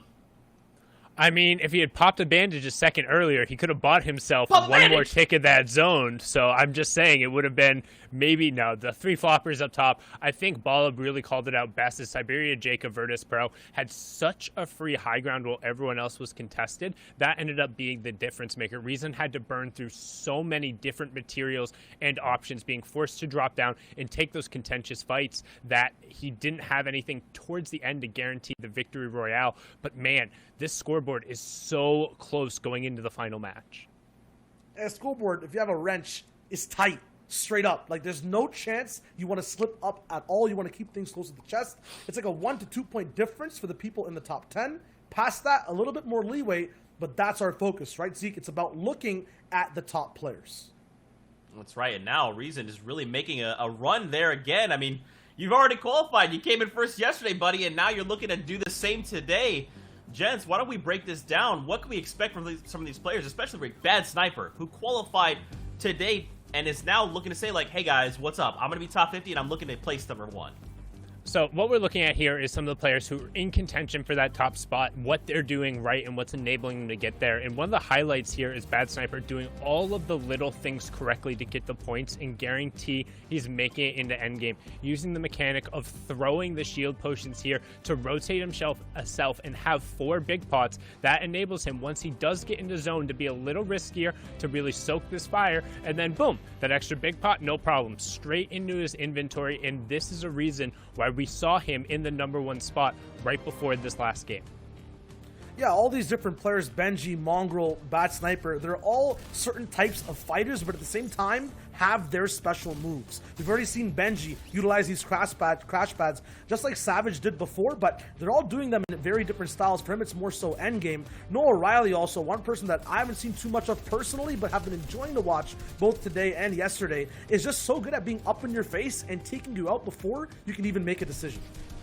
And really, he's been just the past 2 games have rocketed him up, and it shows the importance of these top 5 finishes, placing 4th with 6 eliminations and 3rd with 8 elims, pushing him just all the way up the standings. Incredibly well done performance against some of the best. You can see right there, Mongrel going down to that epic burst AR, and you can see him constantly finding spaces to make these plays, whether it's the crash pad into the box, taking down Bad Sniper there. So it's not like he's just cleaning up against the bottom part of the leaderboard either. These are some of the better players he's going up against in winning these fights consistently over the past 2 games. The first 3 games, he struggled a lot. I don't think he actually ended up making it into that second placement threshold at all, but Moraine going down there, and you also saw him just kind of ratting around on the low ground there and ended up finishing in the top 4 for a couple extra points, as now we switch on over to our day 1 winner, Shio. Yeah, I mean, you talked about bottom of the leaderboard with Noah. He was used to that, and so he knew how to play it, got back up 84th yesterday. Reason we know 100% is used to winning, and he does not like it when he's not at the top slot. So he's done what he's done with eliminations, wins, or when it comes to high placements, he's back on top now. And if it's another back-to-back Europe win, this is going to be insane to see. Man, he's trying to be and emulate Benji, right? Those back-to-back victory royales across 2 different weeks. He's like, look, I'm going to do it across 2 different days after a potential 28 matches plus 6 twice back-to-back. I have to see the standings because that is very much going to dictate what we can expect going into game number 6. Now, one thing I do want to keep an eye on is actually Noah Riley, because yesterday he was 84th with 8 points and did not qualify. So today could be that qualifying run he needs to push on through to heats. Let's take a look right now. Reason yet again breaking into that number 1 spot, 43 points, but Bad Sniper and both Noah Riley right behind them. And look who's behind them. It's Benji Fishy. Guys, I guess I was right. Wrench, these standings were quite tight up here. I mean, realistically looking at it, I would say Patrick might just be on the outside looking in, being 11 points out. But anybody else in that top 10, Cartoon, Flois, Snazy, Siberia, Jake, Moraine, Benji, Noah Riley, they could all push in that top spot. And even then, Thomas or Teak, who we've seen have bigger games, could potentially push forward if some of those top dogs go down early. But it's just been an absolute showcase of some of the best Fortnite Europe has to offer. Absolutely, and like the 3 scariest players I'm looking at are Teak, Thomas, and then number 1, Benji, because I was talking about it the whole day. Starting off in that top 10, holding it and pushing all the way through to game 6 and staying there, that's showing you that if I'm playing heats and grand finals, I'm about that life. I'm about the winner's mentality, and when it's this type of pressure, when it's set lobbies, I perform. Thomas, we saw him yesterday hanging out with this upper echelon of players. Teak, too, is used to winning Europe, and he's still up here, top 11, top 12, right? So if I'm looking at predictions for what's to come, who's actually going to win out the grand finals of the region, I feel like I'm looking at my top 3 already. Man, with 1 game left to go, this is it for the first weekend of the FNCS. Who will push through in that top 50? There's still players on the edge trying desperately to get in. Now, for you guys watching at home, keep an eye on that elimination feed, because every interaction will make a difference. For now, let's hit it over game with Clay and Bala to close out the day. We're in the last game, the last and final game here on day 2 of the FNCS qualifiers. And Shio said it was tight. I don't know if we can find any more grease to actually lighten this up, because, man, 1 point separates pretty much everybody in the top 5, and even further down there, it's so difficult to see how this is going to end. But a lot of names, obviously. Benji Fishy starting off at the top. His last game was so good. And he's starting out hot again. Benji has been consistent the entire day, and that is really great to see out of him coming out of the yesterday qualifying there, as well as now more than likely going to qualify yet again. We want to point out Noah Riley's 14 eliminations in 2 finals games is a new record across all regions, as we're watching Benji Fishy just dominate all these fights. Oh my goodness. Benji Fishy might start to try to claim that too. That's 2 players he's already knocked out on the rotation out of this Slurpy Swamp's position. Down below, there's still 1 more, so he's got to be careful. We get these fights happening so many times. How does Slurpy Swamp how does he actually get out of this situation? 2 elims already. He's definitely got to be feeling good about that, but the loot not necessarily looking like where he wants it to be. It's snipe up above. We've seen him fall in a couple of games now. And Benji Fishy does recognize that the player is up there, so he's blocking. But Queasy's in the bush. Oh, no, no, no, no. Please not like this, Benji. He recognizes and does not take any damage, so at least we're on the full box fight. And we've seen this fight, Queasy versus Benji, once before, and Benji was the winner. Even more so the winner. Now not able to fall to that trap. There was a very heads up from Benji just to go ahead and put that wall there to break that line of sight, break that charge shot that you know was coming out. Was more than likely already lined up there from Queasy. Very good plays from Benji as he's continuously getting pressured. And now we're on board here with Savage, who is continuously pressuring everybody. Look at this. Diagonal is set up. He's pickaxing the walls. He's waiting for it. He's looking, trying to get it. And it's Wolfies again. Oh, no. Wolfies has already fallen once to Savage, and now a second time. He's also fallen twice to Benji Fishy. So that trio is not letting Wolfies go. The funny part, too, is that Lecce is their third member who just recently played with Wolfies in the FNCS duo. So that's definitely going to be a topic of conversation for all of them as they finish the day and top off a ridiculous 7 hours of playtime as we get through the final moments of this grand final. You know, Clint, I feel really bad for anybody landing up in this kind of like mid-northeast section of the map because, my goodness, is Savage just affecting all of them time and time again. And even as we see this elimination onto a Rouse from, I believe this is Nuka, their early game, even into Orchard, he is spreading so far down. That top third of the map, stopping at the lighthouse, going all the way over to those steamy houses, is really Savage's territory. Players are really going to have to watch out going in the finals and into the next coming qualifiers. The Savage is still more than likely going to play in those as well. So if he's able to make it to finals and someone else makes it that lands there that hasn't qualified, they've got to be careful.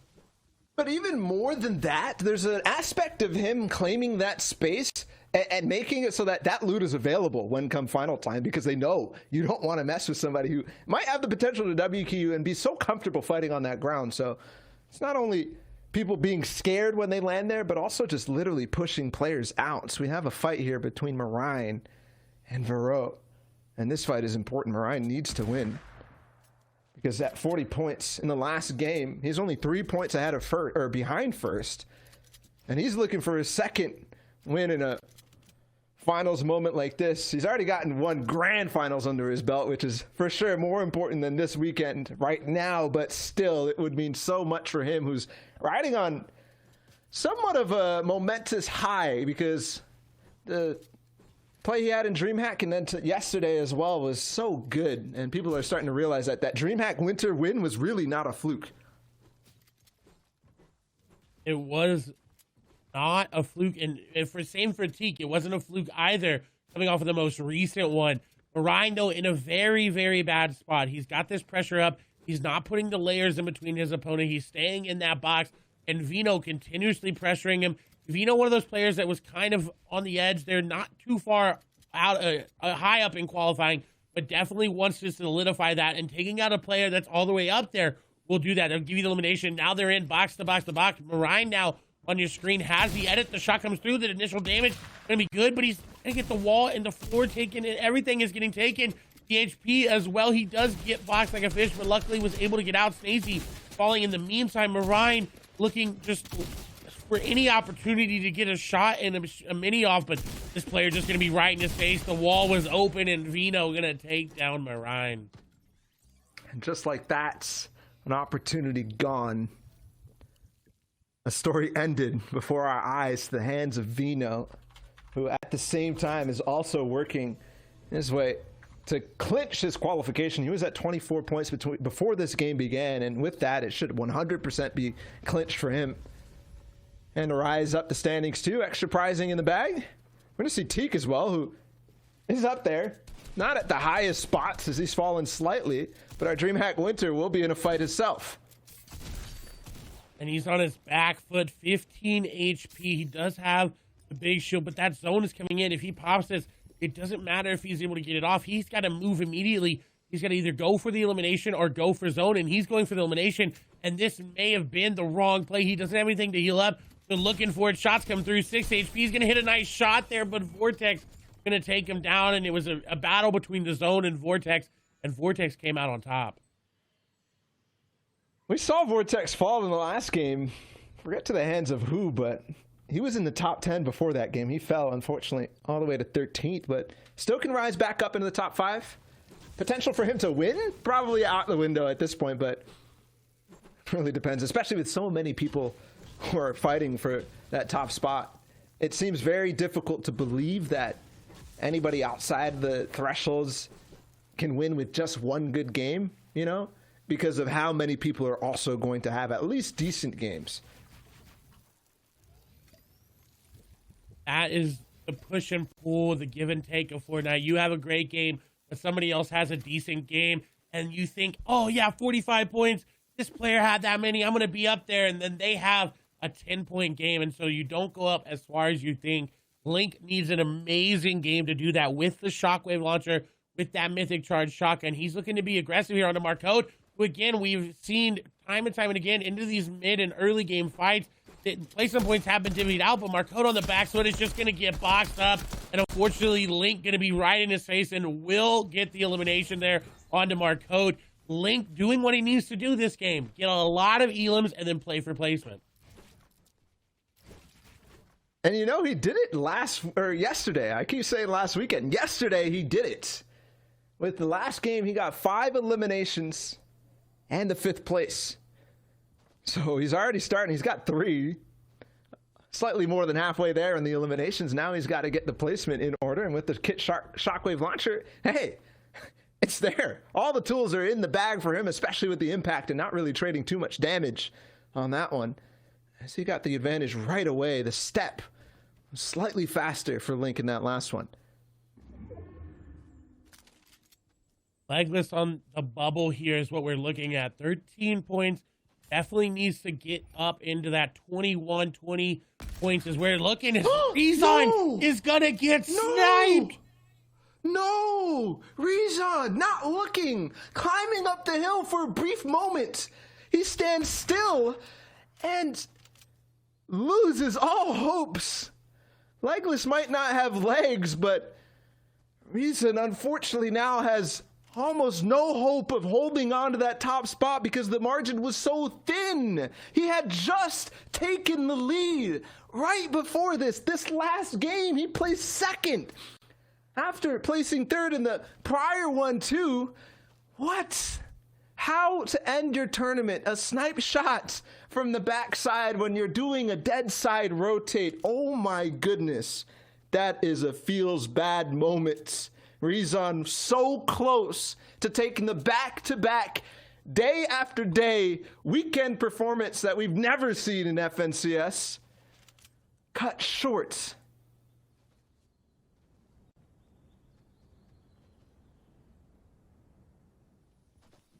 Would have been insane to get the first back-to-back performance come through. And it would take a miracle for it still to come. Everyone would have to go down. So I think the book on Rezon is closed for now. But he's still already qualified. He's still got that first place. He's still going to be in finals. So that's what he can fall back on. Exactly. Look at the bright side, right? He's just proven everybody that yesterday's performance was not a fluke. I say that a lot, but a lot of people were questioning. They're saying, oh, who's Rezon? And for those who were watching in through the start of this season, we knew, even before in the last season as well, we knew. But still, this is a performance we haven't really seen 2 days in a row. This kind of thing is... I kind of wish that this is a weekend of grand finals for him, because playing out of heats and then going into grand finals would have been wonderful for him. Another one for Vortex, and the rise for him continues to climb. 33 points now, but stuck in zone outside of Lazy Lake. Things could get interesting for him. This is a two-tick with only bandages in his inventory. He's going to have to get in quickly. It is right there, but there's someone holding him. Veno going to hold him out from zone. Pop a bandage indeed. He will get it off, but, you know, right on the edge of zone is not going to let Vortex swim in. He's going to have to think about a different rotation there as we pan over to Takati corner here. Frenzy Fishy there. Kinsel there as well. Kinsel is someone who's been playing decently well. His points have been okay. We haven't really seen much of him today, but it's okay as long as he gets into the top 50. All that matters is qualifying at the end of the day, but there's certainly those players who are hungry for that extra prizing and hungry for a performance that they can be proud of. There's going to be a catty corner ending up in this mountainous region. Not too high of the mountains. It's kind of like a weird elevation gap, especially over where that bridge is. Could be definitely weird if the end game continues to shrink over the center. I do have to point out that Link, the player who has Shockwave Launcher, pushed over towards Misty Meadows, so he might be somewhere up on top of a high ground spots, which could push him way up there where we said that he needed to be going into top 10. Ooh, as a creative crash pad is going to come out, he's going to get down Kinsel.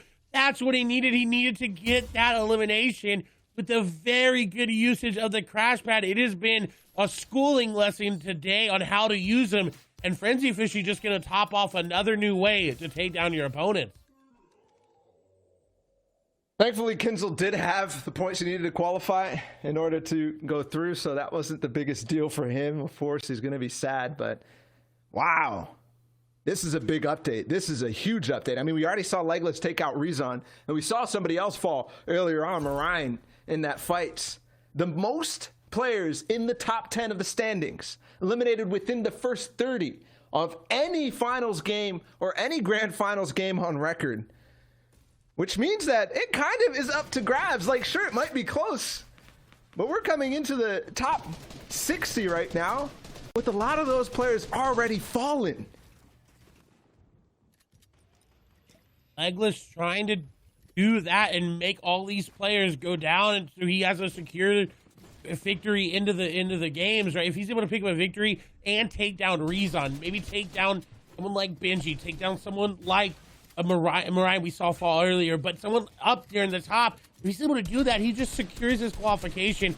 As we see, Savage is going to take down Zeno. Shots are going to come through. It's going to be Bad Sniper. He takes down number 1 and number 2. What?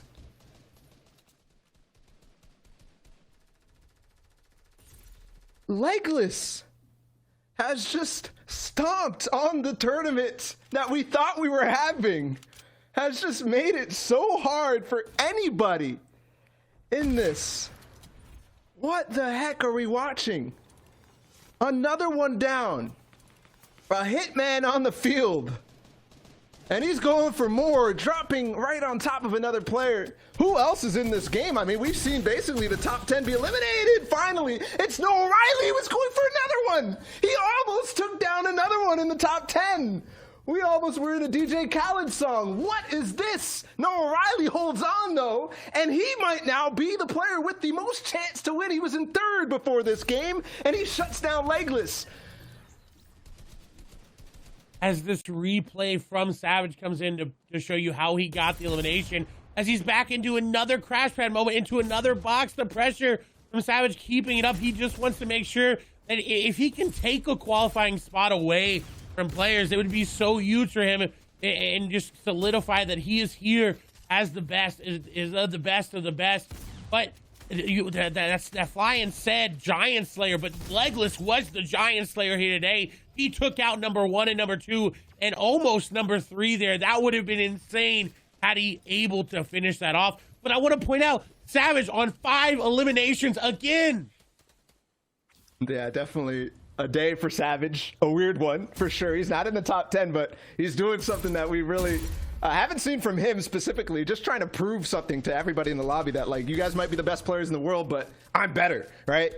But just to bring it back a little bit to what the importance is of all those top 10 players falling, I still see Benji, and we obviously just saw Noah. So that duel between 1 point, 41 for Noah, 40 for Benji. Marine is down, Siberia's down, Snazy I think is up. Those are the top 7, the ones with the actual chance of overtaking Reason in this one, but obviously more as we go down, as we fall, we get more players who are in contention. But I just have to say, that means that Benji and Noah have a chance to overtake and take first place and take day 2 of the FNCS qualifiers. And this is going to be a battle for that spot. They have relatively the same amount of points. It's going to be back and forth and back and forth. And it might just be that. A swing. Benji's gotten 2 eliminations in the past 2 minutes. Noah got 1, so it might be a tie game at this point. 44 points, and that's ahead of Reason for sure. So we do have Reason falling. Unfortunately, the snipe of Legless. It's a duel between Noah and Benji Fishy now for that top spot. Who can outlast the other? And every second that Benji is alive, Noah has to play better. Every second that Noah is here, he has to play better. Dropping a player down, that's another elimination there onto Rifla. Now at 45 points, this is what he needs. If he gets an elimination, now Benji's got pressure to get elimination. And back and forth, and this is going to be a bloodbath to the very, very end. It's going to be back and forth. Andelix looking to cut it down, but Noah with the smart box out and looking to keep this back and forth flow alive. Still threats in the background, threats in the shadow. Somewhere on the heights and altitude of this hill, we saw Andalex there for a brief moment. But we're down already to 39, so points are coming in much faster, which also means that less materials will have to be spent towards the end of the game. Less mobility. And we've seen Benji in sticky situations before in that case. The timing for him, too, was, again, those elims right before this 5th zone, so the refresh is huge. And with 39 players left, this could be big for both of these guys. Like I said, they are dueling, and there's the 6th zone. And I believe it's going to go down the mountain, maybe slightly up to start, but then the big crawl all the way down. And that just also bears the question, is it going to go back up? And you can almost guarantee that it is. We know the zones like to go back and forth up the mountain, just like Noah and Benji are right now. This is Noah just hiding and waiting for that moment. We know zone is going towards him. He's got the crash pads. He's got the ability to do it. He's actually going to go up this time around. So he has a different layer. He can look for eliminations. And that's exactly what he's going to find there. They're on to Coffee. Another elimination. This is going to put Noah up. What? Another elimination. That's going to put him even more and more and more up. Not only did he survive against the Hitman in the lobby, he got the Justice, so now he's still rising in the elims and still has the crash pads. Didn't get the impact, didn't get the loot, but he doesn't even need it. Here we go, the crawl down as the altitude changes drastically, but everybody's going to want to stay up in this case because you have no clue when it's going to bounce back. He gets boxed like a fish again, and the stairs are so close to going down, but it's only shield damage. That means Noah will have the patience, he will have the time, and he will back right up and wait as he's in the zone, and he's just trying to find more of those burst AR shots.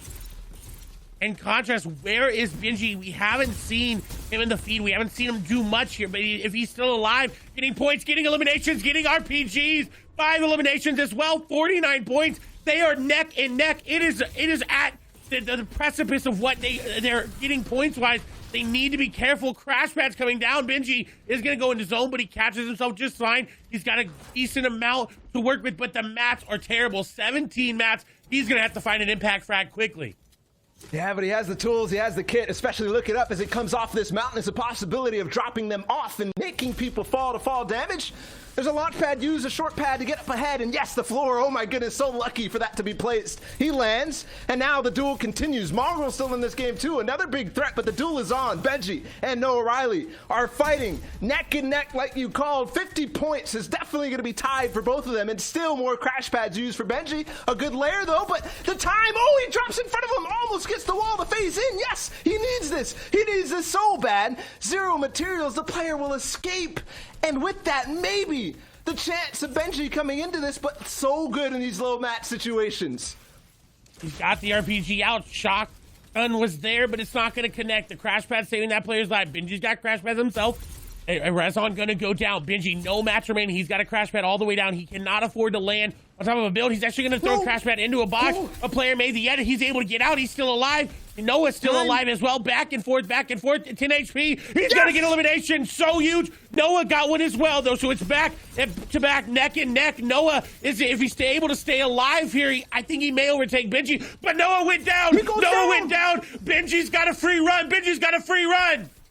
This is it. All he needs to do is stay alive for a brief moment and he will drop in. Yes, another one. Benji has done it. I think he just did it to take the lead in this tournament, to take his first weekly finals win since the days of squads and trios, and another one too. Now it's a victory lap. 57 points for Benji, and he also matches the 8 Elim win, or 8 Elim game that we saw earlier from Noah. And he's now in the top 4. Still more room to work with, but he's done it at this point. He's won the tournament.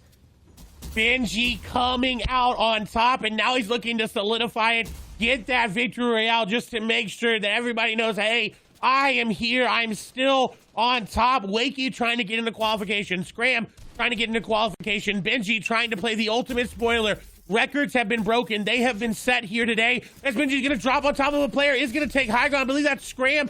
No, not all the way up. Shockwave going to come through, but he's got the glider gun. He's fine. Wakey going to go down there to Scram. Benji's still alive. 3rd place here for him would be amazing. Crashpad going to come through. He's all the way down. He's got the glider gun, but no floppers are available. He's going to try to get up. Zone damage being taken. He's got a Scram is still there. High ground has been given up. The snipe, but the shockwave launcher going to send everybody into zone. Benji still has grappler gun, but he's going to go down. That's it. Benji is out. Snipe in a 1v1 versus Scram. And with that, Scram has height. He has caddy launcher. Kit Shockwave will launch him up into the air so he can come down. Oh! And launches him out. Scram launches him out in the final seconds. What a game was that? Scram will overtake 32 points. But man, that duel between Noah Riley and Benji was one of the best tournament finishes I've ever seen, and that right there is for sure how hard that game was, how many different elevations it went through, Clay. That might have been one of my favorite games of all time, hands down. It was insane, amazing, and I am so glad I got to cast it with you. This has been it for me and Balla TW. Next couple of games are going to be broken down by the analysts, but we do have that big break in between here and NA East. But again, congratulations to what I can assume is Benji fishing in first with that overall overtaking moment of him getting into 3rd place and Noah going down in 10th. What an insane final game. Wow. Nice. Guys, Balla wasn't wrong. I mean, what an unbelievable last game out of EU. EU is like the best region. Like, we all know that, but you know, it's like, it's always in that last game where you just want to bring all the action and see so many incredible things. That's what we got to watch. So much technical play, so chaotic, and still having players know and rely on their mechanical skills to have the proficiency to navigate those end games. And of course, Noah, Riley, and Benji, Sundown. This was a great game to end on. I mean, they were just back-to-back the entire time. I mean, we were sitting there in the analyst section just being like, okay, who in the top 10 is in contention? And that person's down, and that person's down, and that person's down. And all of a sudden, 7 out of the top 10 were just gone in the first 30 players, and it really became a question of who was going to step up and take advantage of that and really come up clutch in the final moments. And it was so awesome to see 2 players attempt to grab that handle. Yeah, I mean, everyone's heads must have been spinning the entire time. These players, especially Benji Fishy, was all the way up top, down the lower ground, back up top, dodging shockwave launchers. And, you know, before him was Noah Riley, just trying to find a way to just keep getting ahead of the man at the end of 1v1. Right now, though, there were a few more people alive, but he was also just finishing eliminations. I think the average time for each one was 3 seconds after he landed his first shot, which is incredibly impressive. And he was doing this all day. The highest number of eliminations coming out just in total. A very good performance and an aggressive performance coming out of him, which honestly, I was really shocked, particularly after his first 3 games and the performance he had yesterday, to bounce back on such a level and put out a great show of execution against the best of the best in Europe, and to really push Benji to the absolute limit here. I mean, Benji is a player of such absurd caliber who clutched up in the semifinals to even make it here today on what might have been one of the best runs we've seen in round 2, and then to really put pedal to the metal here and put out what felt like his best complete tournament performance to date. Yeah, and set lobbies is where he's had like a lot of his issues. That's where he never really gets to win straight up. Maybe he just has a middling performance, gets in and qualifies. This time though, it was a complete statement, and he was active in this last game from beginning all the way to end.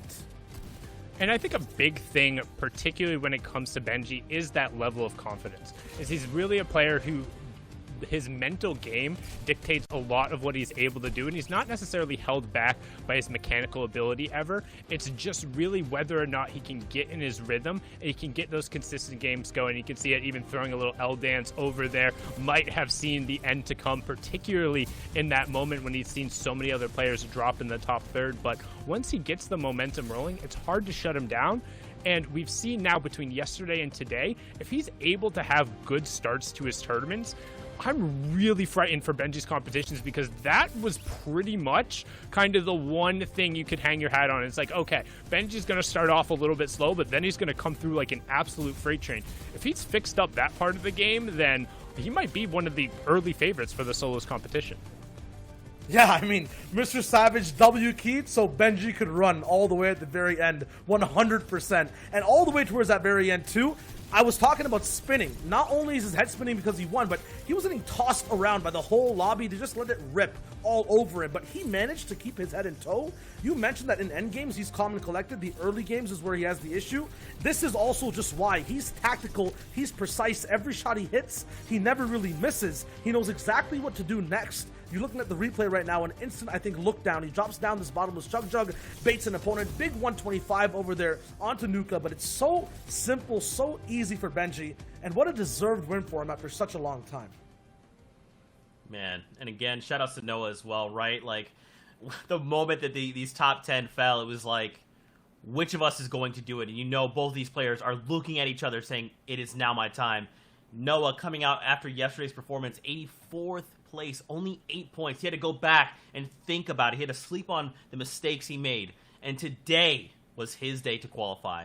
Let's take a look at the standings and see how everything ended up shaking out and how the top 10 may have changed. Of course, we know that massive run there from Benji Fishy has absolutely placed him in that number 1 spot. So mad props to you, Benji. You do it yet again. 23 eliminations, 58 points. Noah, with his final game, clutches up 2nd place. Here, Flois in 3rd, Patrick in 4th, and Rezon, our first place player from yesterday, ending in 5th today. A really good showing from everyone across the board here. We talk about these players, and particularly in Europe, to be able to say you're finishing in the top 10 in one of these tournaments is such a huge accomplishment in and of itself. But to then be able to challenge for that number 1 spot and the effort each one of these guys was able to put in is just astounding. As now we flip on over to that next page, we see Snazy, Thomas HT, Cartoon, Flakesy, Mr. Savage, Vortex, Vino, Teak, Ruru, and Scram. So again, very much so players who we saw both yesterday and over the course of competitive Fortnite. Yeah, we played around with time a little bit today. I'm thinking about the future right now. This is just stage 1. Stage 2, the heats, the grand finals. I'm keeping my eyes on people like Snazy, Thomas HD, Benji Fishy, Kinzel, Link as well, who I personally haven't seen too much of from before, but right now, early late game, he's looking so good. Floki as well, and Alex, who won out duos, is now 27th qualified for solos. Rifla, all these players, how are they going to be playing these heats? How is their game going to evolve when they're put against even more odds? And Deceptos, who had a rough early start to the day, going down early, only 4 eliminations, but on the back of a placement-heavy format, he was able to sneak on in there to the top 50, so his first venture into round 3. And then we also have Dimitro in 44th, so that one big late-game run from Mitra was able to put him in, guarantee his heat qualification. That's going to be a little bit of extra weight off of his back, particularly given his performance yesterday. To have the guaranteed heat qualification for him and Lecce as well there in 48th, I'm sure that's going to feel good. Yeah, he was averaging like double digits the whole day in terms of placement, 70th, 90th at some point. But that one game, 3rd, 7 eliminations, he boosted all the way up. That's what it matters most. That's what Fortnite's about. These are the players, though. Some of them already qualified, some not, who were close, who get series points, the most amount other than the people who have qualified for heats, and are looking for next week to come back and battle again in round 3, day 3, to see exactly if they can get there with easy qualification. I think it's also really important to always re-emphasize the bubble and being just on the outside looking in, because again, the consistency points, getting that 51st place is worth an absolute ton in terms of the series points and qualifying you through. But also the reminder that, hey, if you get to 75th instead of 76 one more time, or you're able to outlast just 2 extra opponents or make one more extra top 10 placement threshold, it makes a difference. Grinding out for each one of those points, winning that one extra fight, getting that one extra refresh, even if you weren't the one to get the elimination, just getting the materials, it can all matter and be the difference of whether or not you're playing in that final round. What a wonderful day of Fortnite, guys. And we still have NA East later on. Real quick, we got to give props to Benji, right? Benji, big props, buddy. With that being said, Fortnite fam, that's it from us. Don't forget, we're back later for NA East coverage of the FNCS. Till then, we'll see you guys on the Battle Bus.